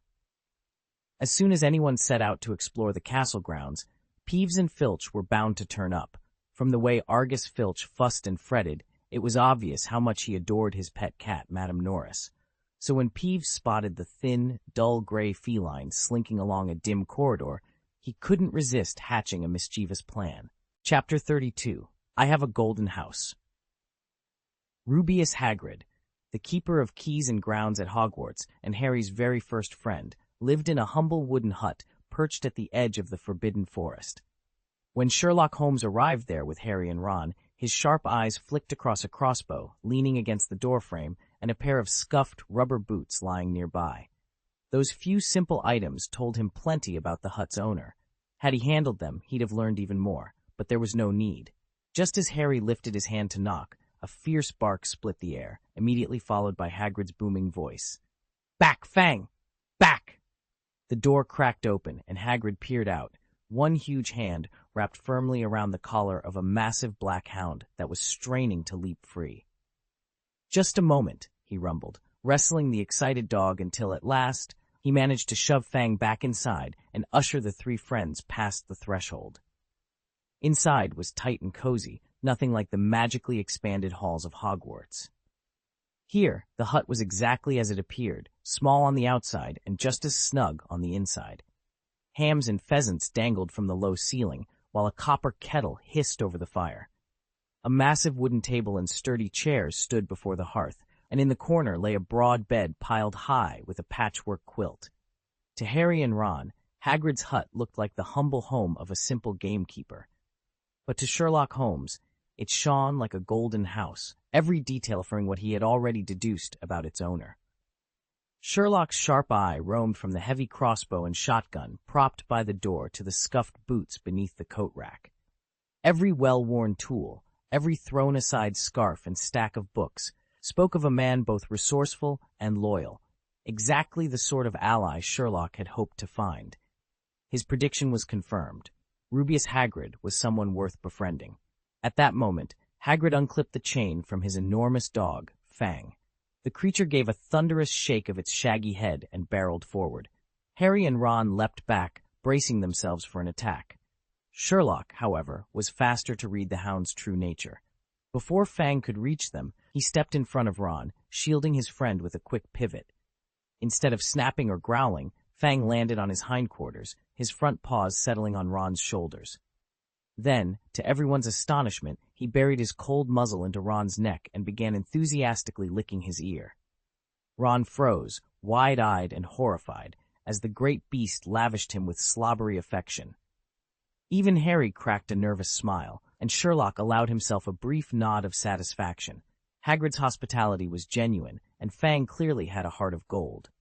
Harry and Ron exchanged bewildered looks as the fearsome dog at the hut's door instantly transformed into a rampant puppy, slobbering and nudging Sherlock's leg. At that moment, Sherlock quipped with perfect timing, "Like master, like dog, Fang might look fierce, but he's all bark and no bite." Hagrid froze, eyes as wide as dinner plates. I'll take that as a compliment," he stammered, scratching his massive beard, "though I'm not sure why it sounds so strange. Ah well, if I can't make sense of it, I won't worry my head." Harry stepped forward, pride lighting his face. "Hagrid, this is Sherlock Holmes, and this is Ron Weasley." "Nice to meet ye both," Hagrid rumbled, hauling a plate of freshly baked rock cakes from the hearth and setting it on a small wooden table. He glanced at Ron's freckled cheeks. "Another Weasley, eh? I've spent half my life keeping your twins out of the Forbidden Forest." Ron chuckled, rubbing the back of his neck. Hagrid then turned to Sherlock, his friendly gaze softening. "I've heard plenty about you, a muggle-born wizard with a mind like no other. Professors can't stop singing your praises." Harry beamed. "Sherlock really is brilliant. He's helped me more times than I can count, especially after potions class." He shot a knowing look at Hagrid, recalling Snape's latest barbs. In that cozy hut, warmed by the fire and the big man's easy smile, Harry felt more at home than he had in weeks. Here, he wasn't the boy who lived. He was simply Harry, and that made all the difference. Harry could hardly contain his excitement as he told Hagrid all about Sherlock's uncanny powers of observation and razor-sharp deductive reasoning. He lauded every aspect of the so-called deductive method, practically glowing with pride as he described his extraordinary friend. At first, Hagrid listened with genuine interest. After all, it was heartening to see Harry making a companion in this vast, unfamiliar world. But as Harry's praises grew more extravagant, Hagrid began to suspect his godson was embellishing even the smallest talents. He'd been the one to rescue baby Harry from the ruins of the house, deliver him to the Dursleys, then return this year to fetch him again. Surely, it was his responsibility to put this celebrated detective to the test. Turning slowly to Sherlock, Hagrid fixed him with a kindly but probing look and forced a small smile. "Well, Mr. Holmes," he rumbled, "since Harry speaks so highly of you, why don't you deduce something about me?" At once, Harry and Ron leaned forward, eyes bright with anticipation, eager to see if the great Sherlock Holmes could live up to his legend. Sherlock paused, rubbing his chin. "There isn't much to say, really, but I'd wager you don't have a high opinion of your mother." The moment the words left his lips, Hagrid's easy grin vanished. He stared at Sherlock in disbelief. After a long, tense silence, he finally said, "I hardly remember her myself, but she certainly wasn't the kind of mother you'd sing praises about." How did you figure that out?" Sherlock offered a modest shrug. "It's really quite straightforward. That photograph of you and your father on your bedside table, though yellowed with age, it's kept spotless. Meanwhile, the rest of your room is in a perpetual state of disarray. That tells me that, despite the mess you live in, you care deeply about family. And judging by your father's build, tall but not nearly as large as you can't be a full-blooded giant. You're a half-giant. From everything I know of giant culture, the taller you are, the more authority you carry. Your father's comparatively smaller stature would have put him lower in the pecking order, and likely left you to fend for yourself in many ways. You're only 12 feet tall? That's on the short side for a giant. And I noticed your mother isn't in the family portrait. Given giant customs, she must have left when you were very young, leaving your father to raise you alone." Hagrid stared for a moment, then nodded slowly. "You're right," he said, exhaling. "Anything else?" Sherlock's eyes roamed the little hut. "You have an exceptional affinity for magical creatures and know their habits inside and out." Hagrid gave a wry chuckle. "That one I get from watching Fang, right?" "No," Sherlock replied. "I worked it out from your furnishings. You've got a dog bed stitched from unicorn hair and umbrella petals, a wind chime of rainbow fish scales, a tablecloth quilted from fanged frond hide, and a rug woven of puffskein fur." Harry and Ron gaped. Even a single unicorn hair could sell for 10 galleons. Umbrella petals went for at least 5 galleons apiece.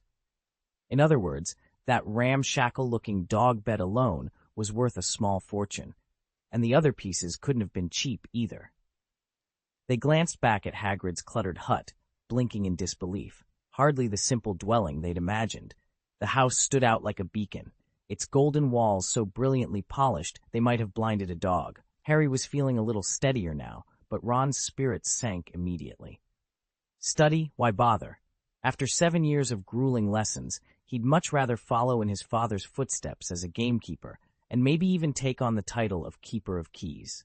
Chapter 33. Hagrid is shocked. Sherlock Holmes sat at Hagrid's massive wooden table in the hut's dimly lit kitchen. Steam curled from a pot of stewed roots and mushrooms on the hearth. Hagrid, still ruffled from his encounter, watched curiously as Sherlock studied every detail of the giant's appearance. "Amazing," Sherlock said, eyes bright with excitement. "You can identify so many materials at a glance." Hagrid's bushy eyebrows shot up. "What else did you see?" he asked, leaning forward. Sherlock turned his gaze to Hagrid's hands. "Those calluses on your palms, heavy, rough, shaped by hard labor underground. You've done a great deal of mining." Hagrid nodded slowly. "I've been a gamekeeper for over 40 years, but I did some digging in my youth. It's part of the job out in the Highlands." Sherlock smiled faintly and flicked his eyes downward. "You cook for yourself often, and with genuine pleasure. I can tell by the fine nicks on your fingers and the faint aroma of herbs that never quite leaves your coat." Hagrid gave a small, proud snort. "I do enjoy a good stew now and then." Sherlock leaned back. "And you have a particular fondness for mead, sweet, honeyed, with a touch of spice." Hagrid's face lit up. "Spot on. Best drink I know." Sherlock studied him a moment more, then spoke in a measured tone. "Someone entrusted you with retrieving a valuable item from Gringotts Wizarding Bank. You succeeded in taking it, but shortly after, intruders broke in, illegally, to seize that same item. You anticipated their move, so they failed. Even though you believe the vault where it's now secured is safe, you remain deeply concerned." For a heartbeat, the world seemed to hold its breath. Then Hagrid sprang to his feet so suddenly that his stool crashed to the floor behind him. He stood over Sherlock, broad chest heaving with emotion. This is true," Hagrid exclaimed, voice thick. He ran a huge hand through his tangled hair. "How on earth? How did you know?" Sherlock met Hagrid's gaze calmly. "Every mark, every stain, every scent tells a story. Yours just happened to be particularly illuminating." Hagrid stared at him for a long moment, then sank back down onto the fallen stool, the chair creaking under his weight. He ran his fingers over the place where the stool had struck the floor. "Well," he said at last, a rueful grin forming beneath his tangled beard, "I'll be a boggart's uncle. You're right, all of it. And now I reckon I've a lot more to worry about, since someone's still after that item." Sherlock nodded. "Precisely why I needed to know. We'll make sure they don't get it." Hagrid closed his eyes and let out a deep sigh, both relief and anxiety mingling on his features. The giant gamekeeper stared into the dying embers of the fire, contemplating the danger that still lay ahead, and the unlikely detective who saw through every layer of his story. At that moment, Hagrid froze in his tracks, utterly stunned. His eyes bulged like brass door knockers as he jabbed a finger at Sherlock. After several long seconds, realization dawned on him. "You found out because Harry told you, didn't you?" Harry opened his mouth to deny it, but Sherlock shook his head. "No, this one's actually simpler than that." He slipped a hand beneath the tea cozy and produced a small scrap of newspaper, a Daily Prophet clipping headlined, "Latest on the Gringotts Break-In." The sight of it rendered Hagrid speechless. Harry, however, sprang to his feet. "That was my birthday," he exclaimed. "We must have been here when it happened." Hagrid drew a deep breath and rubbed his bulbous nose. "Mr. Holmes, Harry's right. Your powers of deduction are remarkable. But now's not the time to dissect it. Come on, try my rock cakes first." With that, he cleared his throat and thrust a plate of lumpy cakes toward them. As Sherlock had already warned, Hagrid adored cooking. It was just that his culinary skills were, shall we say, disastrous. The rock cakes might as well have been chiseled from actual stone. The first bites almost shattered Harry's and Ron's teeth. Polite as they were, the two boys forced smiles and pretended to enjoy them. Sherlock, on the other hand, grew positively animated. He picked up a rock cake, pressed it between thumb and forefinger, and his eyes lit up at the cake's unyielding hardness. "Hagrid," he said, "could you wrap a few of these for us to take along?" Hagrid, who'd been half convinced Sherlock disliked the cakes since he'd never eaten one, burst into a broad grin. "Of course, Sherlock!" He hurried inside his hut, returned with a sturdily tied paper bag, and handed it over. When the trio finally set off down the path, their pockets were decidedly bulging. "I don't get it," Ron mumbled, pausing to pull a rock cake from his pocket. Even the perpetually hungry boy seemed to question his life choices. With a flick, he sent the cake sailing into a low-hanging branch.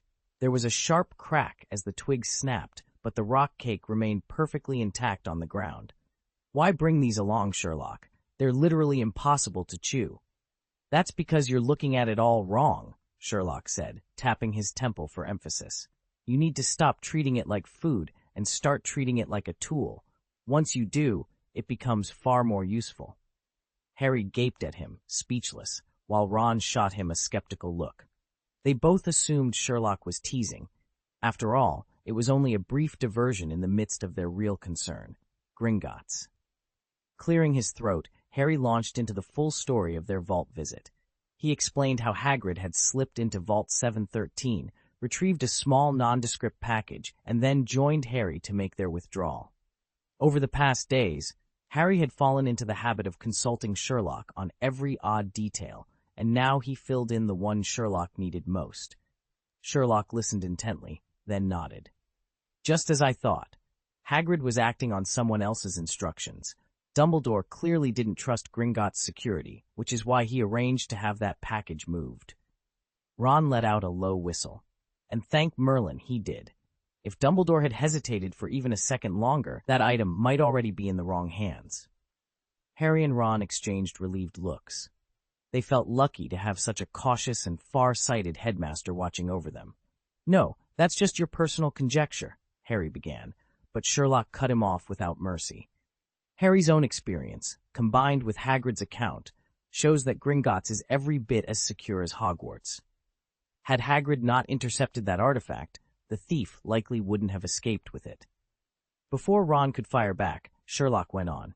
"Then again, that's just one scenario. It's also possible the culprit really did overcome Gringotts' defenses. After all, he's still out there."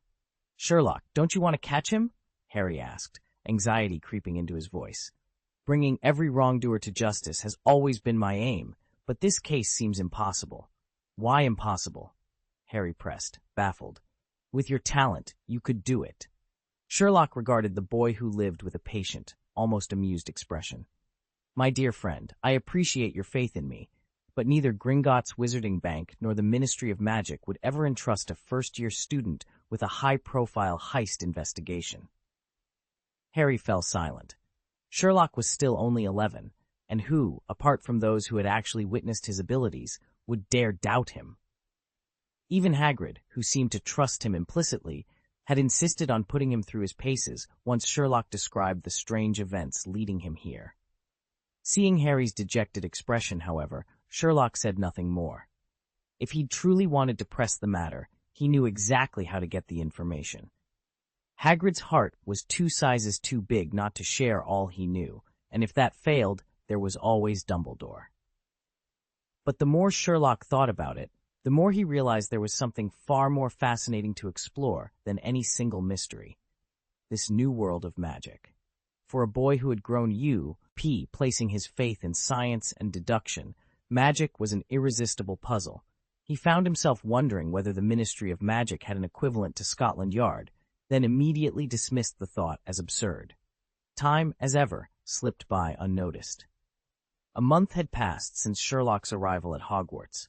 Outside of his standard classes, he devoted nearly every waking hour to private lessons with Professors McGonagall, Snape, and Flitwick, selecting only those subjects he deemed truly useful. Charms and Transfiguration offered principles he could analyze. Herbology revealed botanical wonders. Even a few Defense Against the Dark Arts drills provided ample food for his deductive mind. Each day brought a fresh thrill, the crackle of a properly cast spell, the scent of new potions brewing, the quiet satisfaction of unlocking another piece of the magical puzzle. The case that had chased him to this world remained at the back of his mind. But for now, magic itself was puzzle enough, and Sherlock Holmes was determined to master it. He attended History of Magic only when a topic genuinely caught his attention, skimming the rest and piping up with the occasional question for Professor Binns. Defense Against the Dark Arts under Professor Quirrell, on the other hand, he dropped altogether after 2 weeks. Listening to Quirrell drone on felt no different than reading the textbook, and Peter had better things to do than waste his time in an empty classroom. Chapter 34. The Detective Who Exists Only in Novels. Sherlock's absence from Defense Against the Dark Arts made Harry and Ron more than a little envious.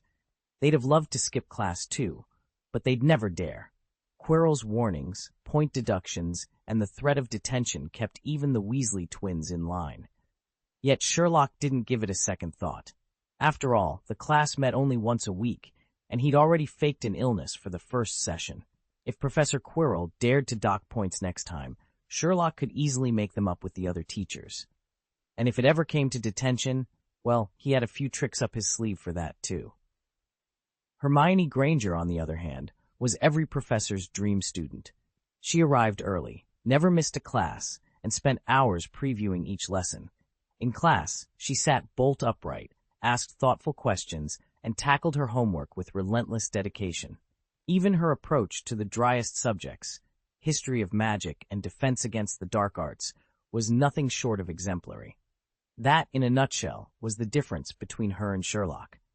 Despite their very different reasons for being there, Sherlock and Hermione shared one habit. They both spent their weekends in the Hogwarts library. Sherlock pored over dusty tomes and scrolls, eager to fill the gaps in his understanding of the magical world.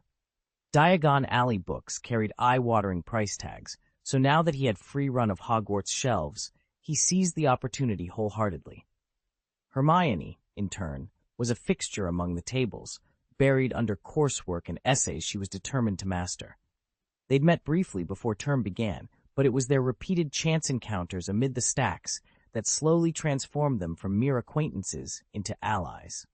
Sherlock quickly discovered that Hermione's famed intellect extended beyond her classwork. Not only could she dissect the most arcane spell or potion assignment with ease, but she also had an uncanny knack for unearthing the precise reference or historic account he needed. It struck him as fitting. Here he was, sorted into Ravenclaw with promises of curiosity and a treasure trove of knowledge, yet utterly swamped by practical magic. Hermione, by contrast, was living proof of Ravenclaw's greatest strength, the relentless pursuit of information. Their most striking collaboration came the afternoon Hermione stormed up to Sherlock's table, a parchment fluttering in her hand. "You know why Voldemort's fixated on Harry Potter, don't you?" she asked, eyes alight with excitement. Sherlock looked up. He hadn't yet pieced it together. Hermione spread the parchment between them. "It's not just about the lightning scar or Harry's survival. Years ago, an unseen seer delivered a prophecy to Dumbledore. It named a child born to those who have thrice defied Voldemort, destined either to vanquish the Dark Lord or be destroyed by him. Voldemort learned only half of it. He believed the child had to be killed, complete the spell." Reading Hermione's neat transcription of the prophecy, Sherlock's pulse quickened. Everything aligned. Voldemort's fear of that single sentence, his murderous attack on an unprotected family, and Harry's miraculous survival. The pieces of the puzzle clicked into place. "Brilliant," Sherlock murmured, eyes gleaming. "You've given me everything I need to understand his motives, and perhaps how to counter them. Hermione smiled, pleased to have helped. Together, amid the hush of ancient books and the soft glow of candlelight, they plotted their next move against the gathering storm. Though the prophecy was meant to remain secret, word of it continued to spread even after Lord Voldemort's fall.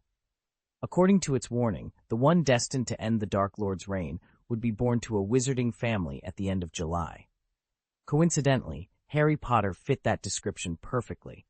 Although the rumor had begun as gossip, the sequence of events so far had proven it uncannily accurate. Beyond the prophecy, Sherlock noticed other signs that Weasley and Hugh, Hermione was becoming increasingly reliable, and, dare he admit, easier to handle. He could list them all, but they all boiled down to one stark fact. She and he behaved far more like studious Ravenclaws than daring Gryffindors, to the bafflement of their housemates. The other, little lions, threw themselves into every scrap of adventure. Hermione and Sherlock spent their days buried in books. Some even whispered that the Sorting Hat must have erred in placing them in Gryffindor. This afternoon, as usual, Hermione roused Sherlock from his studies. He sat locked in his favorite armchair, a mountain of books piled around him, oblivious to the hour. "Holmes," she called, gently shaking his shoulder. "We have to go. The library's closing." He blinked, snapped the cover of his current volume closed, and offered her a courteous nod. "Thank you, Miss Granger." Hermione couldn't help but smile. She had always considered herself a serious student, but ever since meeting Sherlock Holmes, ever since watching him devour text after text without pausing for food, rest, or even a simple stretch, she felt by comparison hopelessly ordinary. Yet she wouldn't trade places with anyone. They stepped out of the library side by side. The late afternoon light slanted through the windows as Sherlock Holmes suddenly halted and turned to Hermione Granger. "You may," he said. Hermione stopped in her tracks, bewildered. "Excuse me?" Sherlock raised an eyebrow. "You're welcome to ask your question." "How did you—" Hermione began, cheeks flushing. She had indeed been meaning to ask him something, but she'd never even managed to open her mouth. "Miss Granger," Sherlock said, folding his arms, "you'd be surprised how obvious these things are to me. There's really no need for a long-winded explanation. Just ask." Hermione drew in a steadying breath. His impatience stung, but he was right. At last she blurted the question that had been on her mind ever since they'd met at the Leaky Cauldron weeks ago. "How did you know my parents are dentists?" Sherlock's expression softened into a dismissive grin. "Is that all?" Hermione clenched her jaw. Sherlock's smile deepened, almost affectionate. "Consider it a small thank you," he said, "for reminding me every time the library was about to close. You know I've always relied on observation, really an almost instinctive analysis, to arrive at my conclusions," Sherlock began, his tone measured. "When I share those conclusions, I rarely retrace the steps. They come together in a flash. But since you asked, I'll walk you through them."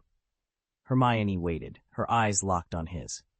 "First," he said, "the way your family dressed, elegant, high-quality fabrics, told me at once they weren't living on a shoestring. That suggested a comfortable income. Next, when they handled the enrollment list, they did so with an almost clinical precision, straight back, steady hands, betraying medical training. Wealth plus the bearing of medical professionals meant they were doctors. Finally, while your parents spoke with mine, they kept glancing at my parents' mouths, an unconscious habit unique to dentists who watch lips and jaw for signs of tension or alignment. That was the last piece. Your parents must be dentists." All of that flashed through my mind in less than a second. That's why I blurted it out so suddenly. "I recall how surprised your parents were at the time," Sherlock finished, folding his arms. Hermione sat back, mouth slightly agape, stunned. Every weekend since term began, she had joined him in the library, and their long hours of study had granted her a fair appreciation of his extraordinary powers of deduction. Yet hearing him deliver, in one seamless breath, how he first identified her parents still left her momentarily speechless. After a few heartbeats, she gathered herself and looked up at him with genuine admiration. "When you explain it like that, everything seems so obvious. I never really believed Potter and Weasley when they called you brilliant. I certainly never imagined someone as perceptive as Poe's Dupin could exist in real life." Sherlock tilted his head and met her gaze, his eyes glinting as though he had many more secrets yet to reveal. Hermione stiffened under Sherlock's steely gaze and, trying to steady her voice, asked, "Is there something wrong?" Sherlock's lips curled into a sneer. "You must think comparing me to C. Auguste Dupin is a compliment." Hermione flushed. But let me be clear," he cut in, voice cold. "Dupin isn't worthy of praise. He sits silently for 15 minutes, then abruptly announces someone's innermost thoughts as though by magic. It's nothing more than a parlor trick, shallow and contrived. Yes, he has a flair for analysis, but he is far from the brilliant figure Poe intended." Hermione blinked, taken aback. She had genuinely presumed that likening Sherlock to the first great detective in fiction was high praise. Regaining her composure, she challenged, "All right, then you've surely read Agatha Christie. What do you make of Hercule Poirot?" Chapter 35. He's a Good Man. When Hermione mentioned Poirot, Sherlock's expression softened ever so slightly. "Poirot is indeed a remarkable detective, stronger, in fact, than Dupin when it comes to pure deduction," he said. "He can crack cases with nothing more than his intellect, and his reasoning is painstakingly thorough.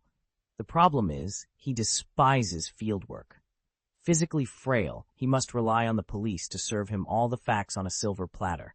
Only then can he employ his famous little gray cells to piece everything together. If the authorities fail to gather the right evidence, he has no way to chase clues himself, and his conclusions can go astray." Hermione bristled. "But he always catches the murderer." "My dear Miss Granger," Sherlock replied with a faint wry smile, "that's because Poirot stars in novels." Hermione shot him a withering glance. "As the author," Sherlock continued, "Agatha Christie naturally ensures that Poirot's instincts never fail her. The same holds true for Miss Marple in her books, but real life doesn't come with an author guaranteeing your success. By the way, like most best-selling authors, this one overloads the story with elaborate settings and lavish detail, yet forgets that the heart of a novel lies in a gripping plot and memorable characters. Once the mystery drags on too long, it becomes dull. Readers lose patience and just want the culprit unmasked. Only someone like me actually cares about the puzzle itself. No wonder I'm not considered normal." Hermione felt a flash of irritation. How dare Sherlock belittle her two favorite characters? But the moment he turned that criticism inward, calling himself abnormal, her anger fizzled out. There was really nothing left to argue. She fell silent, and Sherlock didn't say another word either. The two of them walked back toward the Gryffindor common room in a companionable hush, an unexpected accord between them. They barely noticed the evening chill until they reached the portrait hole and paused in front of the notice board. Tacked there in bold letters was the long-awaited announcement. A month after term began, flying class was finally about to start. Thursday afternoon, right after charms, the notice appeared. First-year students would be having their flying lessons with Madame Hooch. Hermione skimmed the schedule and froze. "Are we really going to be in a class with the Slytherins again?" she exclaimed, her brow furrowing. "Why do they always put us together?" Sherlock glanced up from his parchment, his expression calm. "Don't be so quick to judge an entire house," Hermione huffed. "It's not prejudice, it's self-preservation." "But the four houses are equals," Sherlock countered. "And take Professor Severus Snape, for example. He's one of the finest instructors at Hogwarts." Hermione's eyes went wide. You actually think Snape is a good person?" Sherlock tapped his quill thoughtfully. "Good or bad is too simplistic a judgment, but if you measure him by his skill, dedication, and knowledge, yes, he's an excellent professor." Hermione stared at him, incredulous. "He's practically picking on you and Harry every chance he gets. How can you say he's good?" Sherlock closed his notebook and leaned back. "He may be strict, and his methods are harsh, but they're never unfair or against school policy. As a professor, he does his job admirably." Hermione shook her head, still unsure. Yet, beneath her skepticism, she couldn't deny that Sherlock's logic was, in its own peculiar way, sound. "Deducting points is well within his rights," Sherlock observed, leaning back in his chair. But as for singling Potter out, he offered a rare, slight smile. "Miss Granger, you may not believe it, but of all the people at this school, Professor Snape is probably the last one who actually wants Harry in real trouble." Hermione stared at him in incredulous silence. After a long moment, she exhaled sharply. "Do as you like," she said at last, but I'm certain Harry himself wouldn't see it that way. Honestly, his opinion hardly matters, Sherlock replied dismissively. Hermione rolled her eyes. Right. By the way, this month Snape has already docked 30 points from Gryffindor, more than double the total taken from every other student combined. She couldn't stop herself from laughing at the irony. The famous boy who lived, revered by so many, seemed to count for nothing with Professor Snape. A few more words passed between them, but it soon became clear she couldn't sway him. Defeated, Hermione rose from her seat and made her way back toward the girls' dormitory. Before she reached the portrait hole, though, she hesitated, biting her lip. Sherlock looked up. "Miss Granger, do you have something else to say?" Hermione drew a steadying breath. "Could you call me Hermione from now on?" Sherlock paused, considering her request. Then he inclined his head. "Of course." After Hermione slipped away, Sherlock shook his head to himself, a small, bemused smile tugging at his lips. It struck him as perfectly natural that as friendships deepen, people shift from calling each other by surnames to using given names. Still, was it really necessary for her to mention it now, and with such a fraught tone? His father had warned him that even he sometimes found the female mind inscrutable. Meanwhile, down in the courtyard, the first-year students were in the grip of flying class fever. Those from old wizarding families could barely wait for their broom time. Whenever they found a free moment, they'd crowd around and swap stories of childhood adventures, soaring through the woods on homemade broomsticks. Ron was no exception. If anyone would listen, he'd launch into his favorite tale about taking Charlie's ancient racing broom for a spin and nearly colliding head-on with a hang glider. He freely admitted he might have stretched the truth a bit, but his version was infinitely more entertaining than Draco Malfoy's endless boasts about dodging helicopters. The Muggle-born trio, Sherlock, Harry, and Hermione, watched all this enthusiasm with polite curiosity. They were interested, certainly, but the hype didn't quite sweep them off their feet. Neville Longbottom, however, stood apart. His eyes shone with genuine excitement at the thought of his first flight. Everyone else brimmed with a mixture of excitement and nerves. Sherlock felt only the latter. Though he'd grown up in a wizarding family, his grandmother had steadfastly forbidden him anywhere near a broomstick. So he'd hung on Hermione's every word as she shared the flying tips she'd uncovered in Quidditch through the ages. Sherlock himself had read the book, of course, but he remained unconvinced that theory alone could teach you to fly. Mastering a broom, he thought, was much like learning to drive. No matter how many manuals you studied, you wouldn't really get it until you gripped the wheel, or broom, and took off down the road. After all, some people earn their driver's license, yet still can't manage a smooth turn. True skill, he believed, only came with practice. At last, the long-awaited Thursday afternoon arrived. While his classmates practically buzzed with barely contained enthusiasm, Sherlock kept his anticipation tightly under wraps. He'd even meant to pepper Professor Flitwick with a few more technical questions once Charms class ended, but Harry and Ron, their faces alight with impatience, practically dragged him from the classroom. Now, stepping out into the crisp autumn air of the Hogwarts grounds, Sherlock tried to steady his racing heart. The hour of reckoning, and hopefully of flight, was almost upon him. By the time Harry and his fellow Gryffindors tumbled down the sloping lawn toward the field before the castle's great doors, the Slytherin students were already in place. The instant the Gryffindors appeared, the Slytherins' gazes snapped cold. True to their lion-hearted reputation, the Gryffindors met those hostile stares head-on, unflinchingly. A taut silence spread across the grounds as the two houses locked eyes, none more fiercely than Harry and Malfoy. Sherlock, however, scarcely noticed their brewing rivalry. His focus was fixed far beyond the tense standoff. Chapter 36, Academic Masters Are Not Good at Sports. The Forbidden Forest loomed on the far side of the Quidditch pitch, its dark treetops swaying in the wind like silent sentinels. Since the day Sherlock had followed Harry to Hagrid's shack and glimpsed the gamekeeper's extraordinary collection of creatures, he'd been dying to see more of that shadowy wood. Of course, his curiosity wasn't limited to the forest. No corridor at Hogwarts escaped his notice, especially the one on the right side of the fourth floor. At the start of term, Professor Dumbledore had cautioned that anyone seeking an unpleasant, unexpected demise should venture there. Naturally, that warning only made Sherlock more determined to explore it. Today, a brisk wind rattled the pitch's goal hoops, and the dark trunks of the forest trees beckoned him from beyond. Down below, the little lions and the little snakes, two rival groups of first years eager to prove themselves, were already squabbling over broomsticks. Their heated glares and the handful of sharp words tossed back and forth held no appeal for Sherlock. He barely registered their quarrel. Just as the tension between the groups peaked, the whistle of the flying class teacher sliced through the air. Madame Hooch arrived, her stern gaze sweeping over the waiting students. She had cropped gray hair, brushing her earlobes, and yellow eyes that reminded Sherlock of a raptor's, sharp, watchful, and unafraid to plunge into action at the slightest provocation. Madame Hooch raised her hand for silence. The wind died down, and the quarrelsome first years straightened up, brooms in hand. As she laid out today's lesson, Sherlock glanced toward the forbidden forest once more, already plotting how and when he might satisfy his growing obsession with the mysteries it held.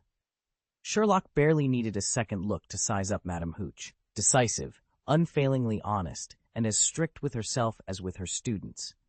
No sooner had she arrived on the Quidditch pitch than she set her cloak aside and barked out her first and only announcement.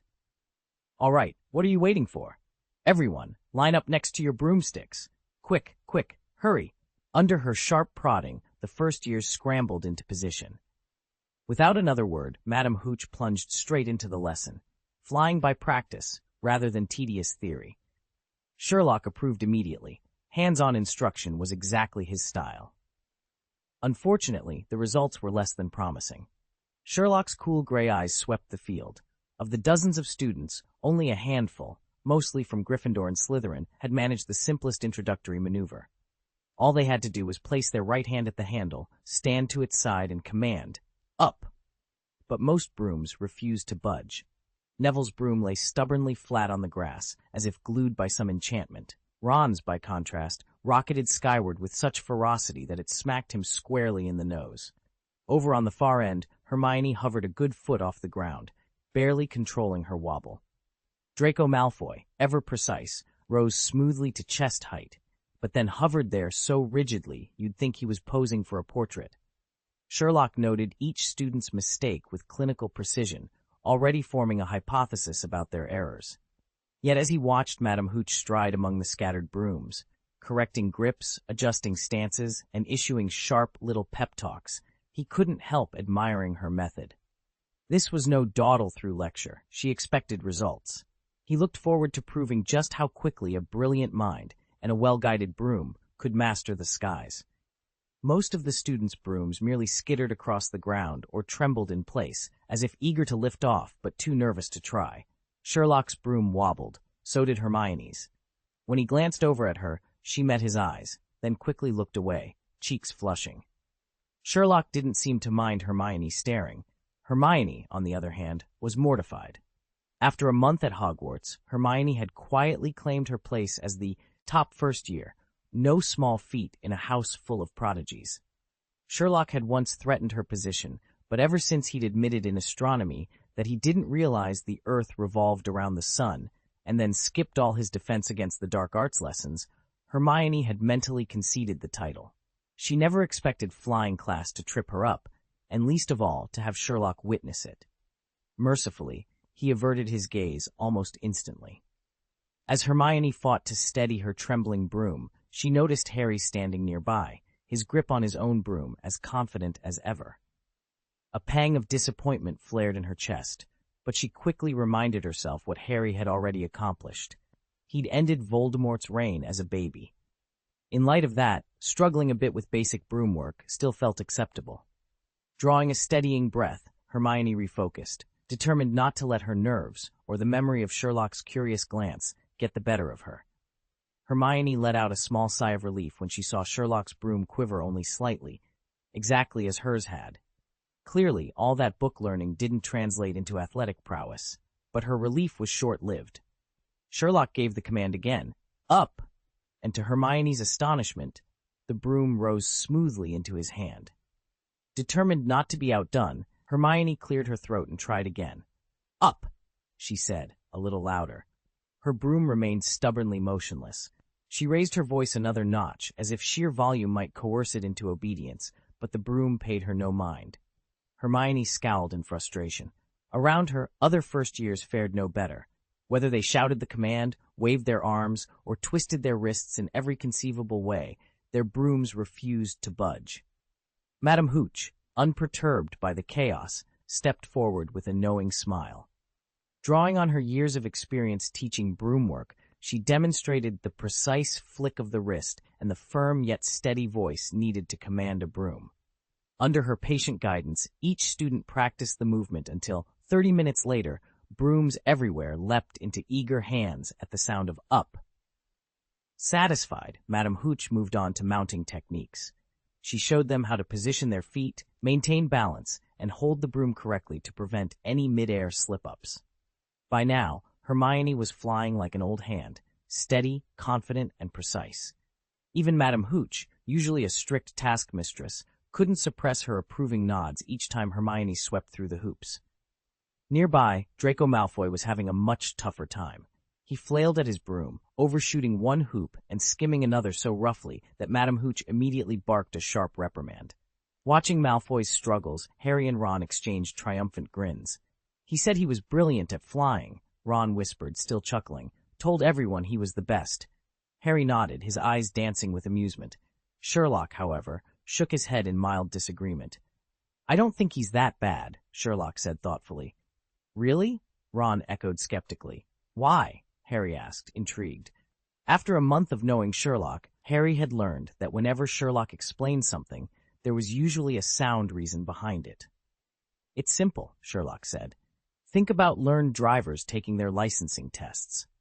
Those who've been driving their own way for years often pick up bad habits. They've developed their own style, which isn't necessarily what the examiners want. A complete beginner, by contrast, arrives as a blank slate and tends to follow instructions to the letter." He glanced over at Malfoy, whose scowl grew darker under Sherlock's calm assessment. Then Sherlock turned back to Harry and Ron, folding his arms with the air of a man who'd just solved yet another small mystery. "From what I've heard, even some professional players have to retake these tests again and again because they can't pass the basic subjects," the instructor announced. Harry and Ron exchanged puzzled looks, but it did sound impressive. With that, the preliminaries were over. Madame Hooch raised her hand. "All right, when I blow the whistle, push off the ground with both legs. Hard." She let her gaze sweep across the field before continuing in measured tones. "Keep your broom steady. Rise just a few feet, lean slightly forward, then descend straight down and land." For this first test flight, no one was allowed to climb higher than a comfortable, controllable height. Every student stiffened with nerves. Some gripped their broom shafts so tightly their knuckles turned white. Sherlock let out a soft sigh. Such wasted energy. On a real battlefield, the smallest misstep could decide victory or defeat. His attention drifted to a classmate standing a few feet to his right rear. Without a sound, Sherlock took a step closer and shifted his stance, subtly interposing himself as a shield. Because everyone else was fixated on their own brooms, no one noticed. "Listen for my whistle," Sherlock called under his breath, preparing for whatever came next. "It looks like only a couple of lines came through. Could you please post the full chapter text you'd like me to rewrite? Once I have the complete content, I can produce a coherent, idiomatic English version that retains all your plot points and details." Chapter 37, Reasoning is Not Divination. Madame Hooch's whistle hadn't even pierced the cold morning air before Neville Longbottom shot off like a cannon. Since the term began, nothing had gone right for him. So when the time came for the first flight exercise, Neville's determination flared. "Madam, I really want to improve." Almost at once, he regretted it. As his broom dipped and surged, his heart pounded. 11 years of memories, his parents' loving smiles, his grandmother's gentle voice, flashed through his mind. "Are these the moments you see before you die?" he wondered, panic rising. "I can't go like this." Just then, as if fate had finally intervened, a sudden, powerful grip seized him from behind. Strong arms locked around him, halting his broom in mid-ascend. It was as if a car, revving hard in first gear, had its brakes slammed down. Neville's broom quivered and shuddered, its tail end spinning in defiance, but it could not break free. Safe for the moment, Neville struggled to catch his breath, his heart still thundering. Above him, Madame Hooch's sharp eyes surveyed the scene, ready to restore order, and perhaps grant Neville the fresh start he desperately needed.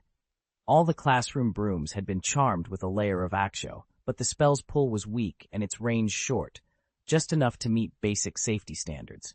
In practice, they were like economy cars, serviceable, but nothing more. So no matter how fiercely Neville thrashed, it did him no good. In fact, the harder he fought, the more delighted the person holding him down became. That only made the spectacle all the more entertaining to the onlookers. Everyone watched in astonishment. There stood Sherlock, single-handedly pinning Neville to the ground, and the boy was built like a tank. Why on earth was Sherlock so strong? After a few more frantic tugs, the broom finally relented and settled back onto the ground. Neville ended up no more than a body length ahead of his classmates and still couldn't get airborne. "Merlin's beard," Madame Hooch blurted out, charging forward at once. No one knew better than she did what would happen if Neville took off before he'd mastered control. At best, he'd break a wrist. At worst, the outcome could be much, much worse. Madame Hooch knelt beside Neville, still pale with worry, and then turned to Sherlock. "Thank you so much. Is he all right?" Sherlock flexed his wrist, brushing off her concern. "The force behind a racing broom is strong, but if you brace yourself properly, it's manageable.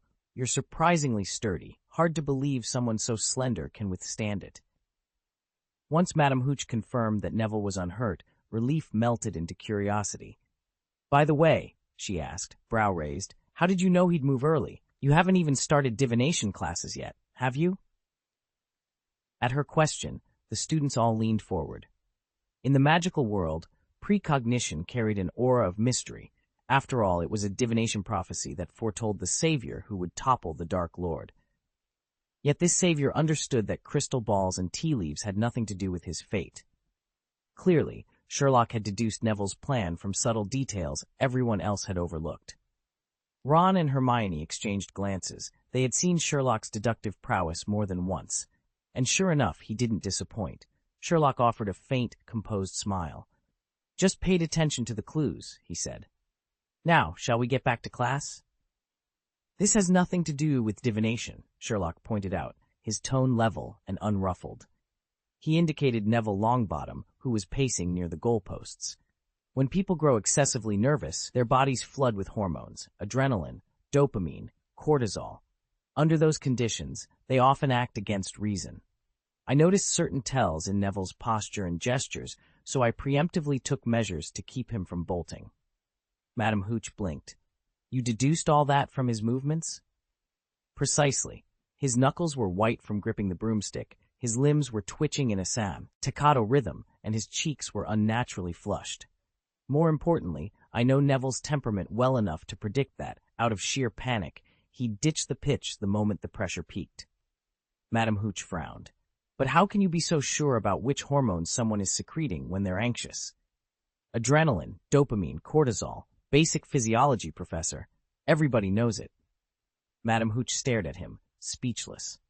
Around them, students and staff exchanged astonished glances. Only Harry, Ron, and Hermione wore the expression of, "Well, of course." Harry looked up at Sherlock with genuine admiration. In that instant, everyone realized this was no uncanny prophecy, just razor-sharp observation and a deep understanding of human nature. Although incidents like this had happened before, Sherlock never ceased to amaze everyone. Before his explanations, the solution seemed utterly impossible. Afterward, it appeared so straightforward. In any case, his quick thinking had rescued Neville, and Madame Hooch had generously awarded Gryffindor 6 points. Sherlock was quietly pleased. Those points more than made up for missing the 2 Defense Against the Dark Arts lessons. With the excitement over, flying class resumed as usual. Most of the students did exceptionally well and completed their first trial flight without difficulty. The lone exception was Neville, whom Madame Hooch had forbidden to mount a broom for safety's sake. Neville didn't seem to mind the restriction. Instead, he pulled from his robes a small glass sphere filled with swirling white mist and turned to Hermione, who was watching from the sidelines. "My Gran knows I'm hopelessly forgetful," he explained, holding the orb gently. "So she sent me this remembrall. All you do is squeeze it. If it turns red, it means you've forgotten something important." Neville stopped mid-sentence as he squeezed the sphere, and it instantly blazed bright red in his hand. Hermione stared in alarm, while Neville's face drained of color. What could he possibly have forgotten? Neville's eyes went as wide as saucers, panic washing over him as he frantically tried to remember what he'd forgotten. Hermione let out an exasperated sigh and looked up at the sky. She wasn't grounded, she'd been cleared to fly, but during her trial run she'd made a disheartening discovery. She was awful at it. Despite excelling in nearly every other subject, flying class was a disaster. The moment she climbed above a certain height, a wave of vertigo hit her. Her legs shook uncontrollably, and she worried she'd topple right off her broom. Determined not to give up, she'd tried again and again, only to land in defeat each time. Madame Hooch had begrudgingly awarded her a pass, but for Hermione, anything less than outstanding felt like failure. Right now, she couldn't even claim a good. To make matters worse, everyone else seemed completely at ease in the air. Harry and Sherlock had both flown circles around her, and even Ginny Weasley and Seamus Finnegan, famous for accidentally setting off classroom explosions, soared gracefully above the Quidditch pitch. Hermione stared at them, stomach twisting with frustration. She was brilliant at charms, brilliant at potions, brilliant at every other subject. So why on earth couldn't she master this one? It looks like the chapter text itself didn't come through, so I only have the single sentence. This made the competitive her truly unbearable. To give you a fully revised, coherent chapter, I'll need the complete passage you'd like rewritten. Could you please paste the entire chapter here? Once I have the full text, I'll produce a polished, idiomatic English version that preserves all the characters, plot points, and details. Chapter 38, Hermione's Request. Hermione's heart sank as flying class drew to a close. She was far from satisfied with her performance. Her stomach twisted into knots at the thought of taking off again. There was nothing she could do except swallow her pride and move on. She'd have to find another way. Nearby, Neville stood clutching his remembrall, muttering to himself as he ran down an impossible to-do list. Did I eat lunch? Do my potions homework? Fold my quilt? Wash my robes? Unable to resist, Hermione leaned over and teased, "Neville, have you forgotten to thank Sherlock?" Neville's eyes lit up and he slapped his forehead. "Oh, thank you, Granger. How could I forget?" With that, he dashed off to find Holmes, who had just landed his broom, relief and gratitude written all over his face. After flying class, the students made their usual procession to the Great Hall for dinner. As soon as they entered, Ron Weasley reverted to his familiar, insatiable self, piling his plate high with roast potatoes and treacle tart. Watching Ron devour his dinner with gusto, Hermione allowed a bold idea to form in her mind. Sherlock was busy shoving a steak and kidney pie into his mouth, his eyes darting nervously across the table, as if any moment another hand might snatch the food away. Harry took advantage of the lull to share his excitement about flying class. "Sherlock, you won't believe this," Harry said, leaning forward. "I think I can learn to fly without a teacher. It just comes to me naturally. Lean forward, grip the broomstick tight, and suddenly it's lifting me higher and faster. I can hear the wind whipping past my ears and feel my robes snapping behind me. It's so easy, so thrilling. Honestly, I'm even better on a broom than Malfoy." Sherlock watched Harry's animated gestures and gave a slight nod. An accomplished athlete in his own right, skilled in both boxing and fencing, he recognized genuine talent when he saw it.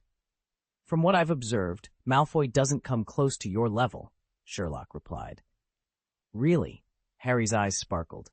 "Absolutely. As you often say, effort determines the floor. You put in the work, you guarantee a baseline. Talent determines the ceiling. Your natural ability shows how high you can go."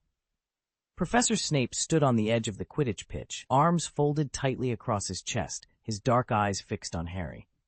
"You've never had formal flying lessons," he remarked coolly, "yet you outfly Malfoy. There's your explanation." Harry's chest swelled with pride. At Hogwarts, only one person ranked lower in his esteem than Snape, and that was Draco Malfoy. Sherlock had insisted that Snape was fundamentally a good man, and Harry had tried hard to believe him, but Snape's perpetual disdain made it difficult. He remained firmly on Harry's roster of people I really dislike. Behind them, Ron finally polished off his dinner. He leaned back with a satisfied belch, wiped his lips, and then pointed accusingly at his perpetually dusty nose.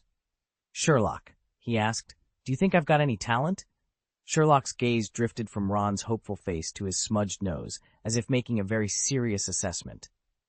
"With all due respect, Ron, most people never work hard enough to even earn the right to be called talented." Harry couldn't help but chuckle.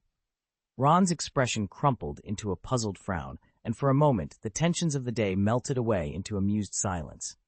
Sherlock turned back to Harry, his tone matter-of-fact. "If you enjoy flying, you ought to try out for Gryffindor's Quidditch team." Harry froze mid-sip.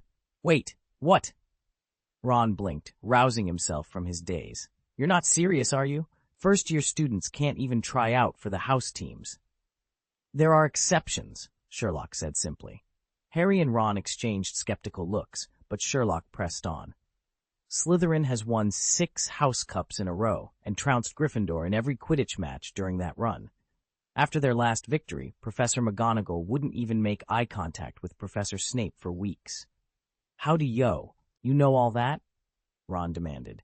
Sherlock offered a faint, smug smile. "Observation. Now back to the point. With your natural talent on a broom, you stand a good chance of being granted a special trial." Harry's heart thudded so hard he thought Ron might hear it. His breathing grew quicker. Was he actually being offered a spot on the Gryffindor team? The very idea felt like something out of a daydream. He'd never dared imagine himself in Chaser's robes, let alone playing before the entire school. "But," he managed at last, voice trembling, "a first year?" Sherlock inclined his head. "As far as exceptions go, this one's well within reason. You've shown remarkable skill already. Why not let you prove it where it counts?" Harry's pulse raced. Gryffindor Quidditch. The thought set his mind spinning with possibility and with hope. Ever since Sherlock first brought it up, Harry couldn't shake the idea. This plan had real promise. The truth was exactly what Sherlock had pointed out. Harry lived for flying. There was nothing like the rush of wind against his face, the weightlessness of straddling a broom and rising into the sky. He would honestly say that that afternoon's flight over the Quidditch pitch had been the happiest moment he could remember. A heartbeat later, Harry took a steadying breath and spoke. "Sherlock, will you come with me?" "Absolutely," Sherlock replied without hesitation, as if agreeing to a morning cup of tea. Harry let out a long, relieved sigh. Admittedly, he'd only known Sherlock for a month, and the other boy was his exact age, yet every time they met, Harry felt an unshakable sense of stability. Oddly enough, Sherlock made him feel safer than even Hagrid the giant, whose warm laughter and towering frame had always been a comfort. "Me too," Ron Weasley piped up eagerly from the side. If Harry and Sherlock were off on an adventure, Ron couldn't miss it for the world. Sherlock glanced at Ron coolly, but offered no further comment, and Harry found himself smiling. With his 2 best mates on board, he was more excited and more confident than ever. Harry had just taken a bite of his shepherd's pie when Hermione slid into the seat across from him. Ron, fork halfway to his mouth, shot her a glare. "What's your problem?" he muttered. Hermione ignored him, her eyes fixed on Sherlock, who was sitting 2 tables over. "Excuse me," she said politely but firmly. "Could I have a word with you?" Sherlock looked up, his expression cool. Ron huffed and leaned over. "Can a bloke eat in peace?" But Hermione paid him no mind. "Sherlock, I couldn't help overhearing the conversation you were having with Harry." Ron curled his lip in mockery and muttered something under his breath. Sherlock's gaze snapped to him. "Shut up," he ordered, eyes flashing. Ron jumped back, stifling a whine. "Oi!" Hermione pressed on, voice low. "Can we please talk in private?" Without a word, Sherlock stood abruptly, nearly tipping his chair. He turned to Harry as he brushed past Ron. "Did you see that? He was rude. Absolutely rude." Harry watched them walk away, eyebrows raised. Ron, still clutching his fork, whined, "Can you believe this? We've known Sherlock since the Hogwarts Express. We eat together. We live in the same dorm. And now he's taking her side." Harry just shook his head. "You could at least try to be civilized." Ron huffed again. "Oh, and did you hear her? She called him Sherlock. As if. Harry rolled his eyes, but couldn't help the small smile tugging at his lips. The great detective, it seemed, was about to have a most interesting conversation. Ron threw up his hands in frustration. And he didn't refuse. Harry groaned and rubbed his temples. Honestly, I never thought Sherlock would pick a girl over his friends. I really misjudged him. Harry, Ron began again, exasperated, but Harry held up a hand. Think back, Harry said quietly. Sherlock told us he and Granger go way back, before we even arrived at Hogwarts. Ron frowned. What are you getting at? Strictly speaking, Harry replied, she was here first. Ron's shoulders slumped as the truth sank in. Chapter 39. Sherlock's Advice. Sherlock followed Hermione to an empty table and took a seat opposite her. She paused for a moment, gathering her courage, then whispered, Sherlock, could you teach me how to fly? Her eyes flicked up to meet his with a mixture of hope and nerves. A few weeks ago, really, even just a week ago, she never would have made such a bold request. Back then, they were barely more than acquaintances. Hermione's friendship with Harry was long established, and her daily camaraderie with Ron, her roommate, was effortless. Sherlock, by contrast, had only recently entered her circle. But over the past month, something had changed. Every weekend, Hermione and Sherlock had sat together in the library, poring over books and sharing theories. And after last weekend's late-night conversation, they dropped formalities, introducing themselves by first names instead of titles. To Hermione, that small shift meant everything. She finally felt like she had a friend in Sherlock Holmes. She squared her shoulders. I've been trying in flying class, she admitted softly, but I keep freezing up. I think it's more in my head than anything else. She swallowed. Will you help me overcome it? Sherlock regarded her thoughtfully, the gears in his sharp mind visibly turning. After a moment's silence, he nodded once. Yes, he said simply. I'll teach you. Relief and gratitude washed over Hermione's face. At that, a new chapter of their friendship, one of shared challenges and mutual trust, began. Sherlock Holmes slipped back into the Great Hall just as the last of the pumpkins were being cleared away. Harry Potter looked up from his dinner, curiosity bright in his eyes. Sherlock, what did Hermione Granger want with you? Ron Weasley snorted. She's probably angling for a spot on the Gryffindor Quidditch team. Honestly, no amount of book learning is going to teach her to fly. Sherlock offered a faint smile. Actually, she did ask me for private flying lessons. Ron's fork clattered on his plate. You agreed? You're really going to teach her how to ride a broom? Of course, Sherlock replied evenly. When a friend asks for help, it would be rude to refuse. And honestly, showing her a few basic maneuvers is hardly taxing. It's a welcome change of pace from my usual pursuits. After a month at Hogwarts, Sherlock had already committed every corridor, chamber, and hidden passage to memory. Not just among the first years. Compared to the entire school population, students and professors alike, only caretaker Mr. Filch and the Weasley twins rivaled his intimate knowledge of the castle. Under ordinary circumstances, he might have embarked on some daring escapade by now. But magic was a wholly foreign realm, one that resisted his usual scientific methods. There were phenomena here that defied even his formidable intellect, reminding him that no mind can fully grasp what lies beyond its imaginative reach. This very disconnect fueled Sherlock's restless curiosity, making him, alongside Hermione, the most incessant questioner among the newcomers. Hermione assumed they were kindred spirits, both driven by a hunger for knowledge, yet their inquiries revealed a deeper divergence. Hermione's questions probed her classroom lessons, seeking to master established theories and facts. Sherlock's, by contrast, reached far beyond the syllabus, driven by a desire to understand the true essence and hidden laws of magic itself. Both Hermione Granger and Sherlock Holmes had quickly earned reputations as exceptional students, each driven by boundless curiosity. Hermione delighted in both asking questions and supplying answers, while Sherlock preferred to pose the questions himself, though he never failed to answer perfectly whenever a professor called on him. A month into the school year, Sherlock felt he'd already formed a firm grasp of the wizarding world. Now he was ready to deepen his connections with Hogwarts' faculty, and an opportunity presented itself when Harry Potter decided to try out for Gryffindor's Quidditch team. On Friday morn, Just after Professor Snape had finished docking yet more house points from Gryffindor and potions, Sherlock strode down the corridor with Harry Potter and Ronald Weasley in tow. Both boys were bursting with excitement and nerves. Their destination was the Transfiguration Tower, where Professor Minerva McGonagall, Deputy Headmistress of Hogwarts and head of Gryffindor House, held court.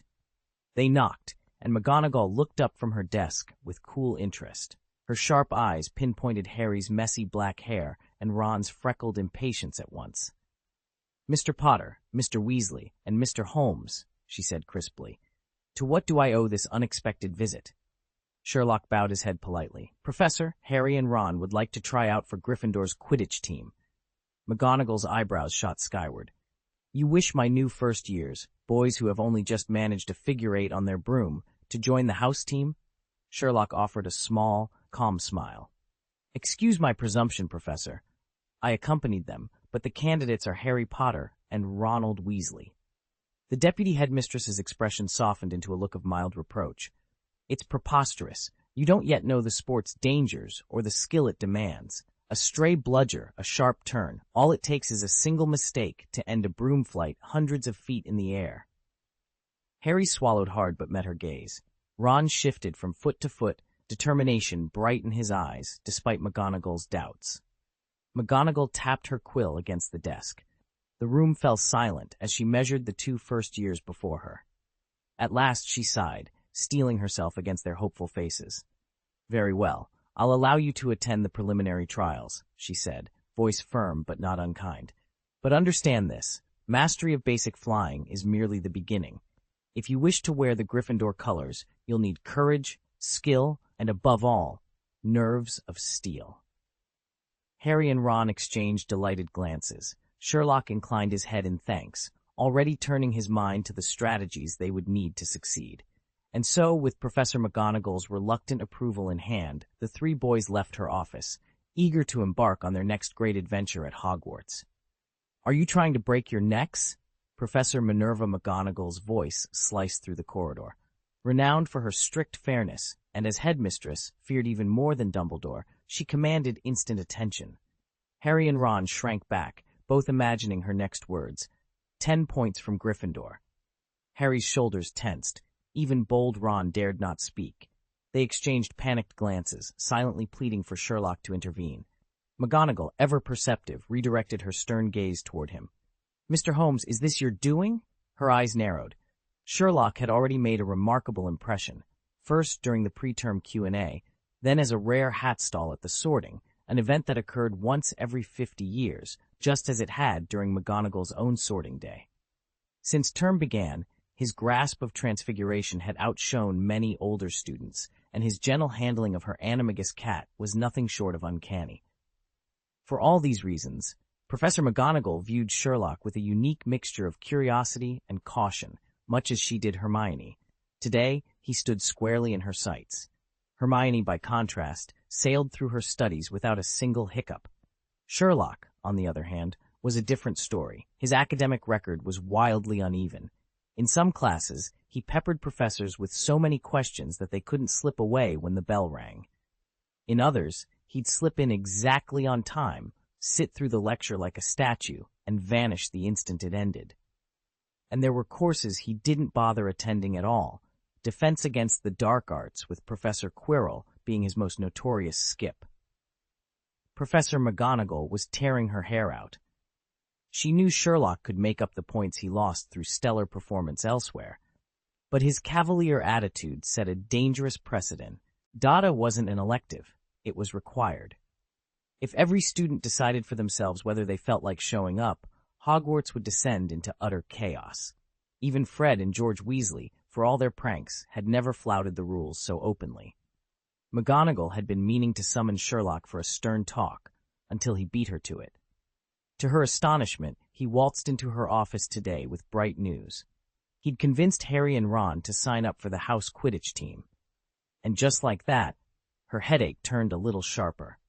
Professor McGonagall's eyes swept the room, landing on Harry and Ron with a look that promised the full weight of Hogwarts discipline. The whispers died away as the two boys exchanged nervous glances, expecting the worst. This, McGonagall thought, was the perfect moment to teach Harry a lesson. But before she could utter a single word, Sherlock rose from his seat. His expression was calm, almost challenging. "Professor," he said, voice clear in the sudden hush, "it was at my suggestion. I believe Harry's skill more than justifies an exception to the rules." A ripple of surprise ran through the class. Under McGonagall's stern gaze, Harry and Ron shifted uneasily in their seats. Sherlock met her eyes without a flicker of doubt. "Surely you wouldn't want Gryffindor to remain in the shadows of the other houses, would you?" he added, each word measured yet edged with provocation. McGonagall's jaw tightened. The tension in the room grew almost palpable as every student waited to see how their formidable Transfiguration professor would respond to such boldness. Chapter 40, The World's #1 Sport. "All these years at Hogwarts, I've never—" Professor McGonagall's voice trailed off, her green eyes flashing with equal parts hurt and anger behind her spectacles. "How dare you!" Harry and Ron glanced at Sherlock with renewed admiration. Of course this was a Gryffindor move, reckless, bold, and utterly fearless. Sherlock merely shrugged. "I've always said that bravery makes a fine substitute for foolishness. But please, Professor, judge only after you've seen Harry play. I'm certain he won't disappoint you. And really, who enjoys hiding from Professor Snape for weeks on end? Sherlock Holmes." The moment McGonagall spoke his full name, it was clear she was beyond furious.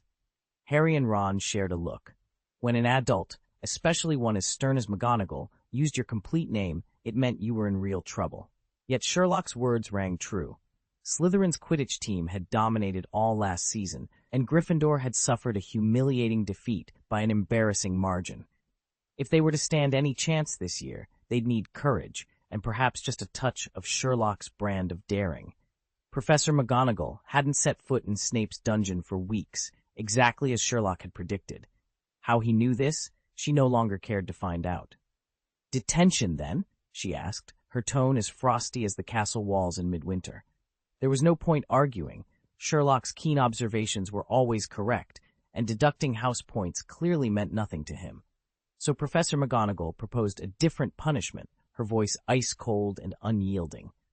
Harry and Ron shrank in their seats, limbs stiffening, hands growing clammy. They wanted to protest, to explain themselves, but words stuck in their throats. Both regretted bringing Sherlock to McGonagall's attention, especially Harry, who remembered how warmly the Transfiguration professor had once spoken of this brilliant, infuriating young detective. Now look at him, on the brink of detention, and it was entirely his fault. Detention is merely a stopgap, not a solution, and it certainly doesn't get to the heart of the matter. Sherlock met the Lion King's furious stare with serene confidence. "Even if the professor insists on assigning me detention, I still recommend that Harry be allowed to try out for the house Quidditch team. That, in my view, is the true solution." More than a month had passed since term began, and Sherlock was no longer the wide-eyed newcomer to the wizarding world. He'd observed just how fanatical witches and wizards were about Quidditch. In the magical community, Quidditch occupied the same exalted place that football did among Muggles, if not a loftier one. After all, Muggles, lacking any magical advantage, rely entirely on physical skill and endurance, which makes their games thrilling spectacles. Among all ball sports, football stands undefeated. The FIFA World Cup, held every 4 years, is the single most watched sporting event on Earth. It's only rivaled by the modern Olympic Games, but the Olympics encompass hundreds of disciplines, whereas the World Cup's singular focus on football captures the undivided attention of billions. In short, if you want to motivate young wizards and unite an entire house behind a common goal, there is no more powerful catalyst than Quidditch. Let Harry play, and you'll see exactly what I mean. Among the major ball games in the Muggle world, basketball and volleyball boasted the largest fan bases. Tennis, billiards, badminton, and rugby, though more regionally popular, still commanded significant global audiences. Thanks in large part to a recent resurgence by a certain influential Eastern power, billiards and badminton were enjoying a surge in popularity. Even more niche sports, hockey, ice hockey, cricket, and golf, maintained devoted followings. Notably, cricket's profile had risen sharply alongside that same mysterious Eastern nation's growing prestige. But in the wizarding world, there was only one truly major sporting event, Quidditch. It was no exaggeration to say why that every witch and wizard adored it. You didn't have to be a skilled player. After all, in the Muggle world, some people simply aren't athletically inclined. Yet if you couldn't at least keep pace with Quidditch chatter, you'd find it almost impossible to join in polite conversation, let alone make new friends. With that reality in mind, Sherlock was confident Professor McGonagall would have no choice but to agree. Professor McGonagall's stern features flickered with uncertainty the moment Sherlock Holmes pointed out the flaw. She bit her lip, her eyes narrowing as she studied him, and at last, apparently satisfied by his unshakable confidence, she gave a curt nod. "The three of you, follow me," she ordered. Sherlock fell into step beside her without a word. Harry and Ron exchanged anxious glances. As if rousing themselves from a trance, their legs obeyed once more, and they hurried to keep pace. Within minutes, the small party had left the castle grounds behind and arrived at the Quidditch pitch, where a figure stood waiting. A stocky young man leaned against the railing, cradling a large wooden crate. When Professor McGonagall introduced him, he straightened and offered a firm nod. "This is Oliver Wood, a fifth-year and captain of the Gryffindor Quidditch team." Wood's eyes flicked over their new arrivals with professional appraisal. Without another word, Professor McGonagall turned to Sherlock. "Mr. Holmes, let Potter demonstrate his talent. As you said, you believe he has potential, but if he cannot impress both Wood and myself—" Sherlock cut her off with a calm certainty. "Then I will willingly accept a month's detention." McGonagall raised an eyebrow, as if about to argue, but Sherlock added smoothly, "And from that day forward, I shall attend every Defense Against the Dark Arts lesson without fail." For a heartbeat, Professor McGonagall simply stared at him, surprise and curiosity mingling in her gaze, before she finally inclined her head. Clearly, the challenge had been set in motion. Holmes's mind was already racing. This boy's powers of observation and deduction were astonishing. He'd once again anticipated exactly what she was about to say. Only now did she begin to wonder if, back in their first transfiguration lesson, Holmes had quietly seen through her disguise. "Sherlock!" Harry called out, drawing everyone's attention. The boy beside Holmes looked visibly moved, as if about to speak, but Holmes beat him to it. "Dear Harry," Holmes said crisply, "if you'd rather not have me subject to that dreadful garlic stench you all endure, I suggest you perform admirably." A thick, pungent odor of garlic clung to Professor Quirrell wherever he went. Rumor claimed it was a precaution against a Romanian vampire he once faced. Harry nodded solemnly. Only then did Oliver Wood, Gryffindor's Quidditch captain, find his moment to step forward, sizing Harry up from head to toe. "Professor, is this the one you mentioned? Or no?" Wood corrected himself with a sweeping glance at Holmes, the one Mr. Holmes referred to. At the word Quidditch, Wood seemed to transform. He began circling Harry as though inspecting a prized broomstick, his gaze sharp and appraising. "The famous Harry Potter," Wood murmured, coming to a halt. "But that, I suppose, is beside the point." Wood stepped back and gave Harry a once-over. "Judging by your build, Potter, you'd make an excellent seeker, light on your feet and razor-sharp reflexes." He glanced at Harry's inquisitive face and added, "By the way, since you grew up in a Muggle household, have you ever actually watched a Quidditch match?" Harry shook his head. Wood raised an eyebrow in mild surprise, but said nothing more. Instead, he strode over to a large wooden crate and kicked open its lid. Inside lay 4 balls of different sizes and designs: the scarlet quaffle, 2 heavy bludgers, and a tiny, gleaming golden snitch that hovered at the crate's edge. Ron's eyes immediately lit up at the sight.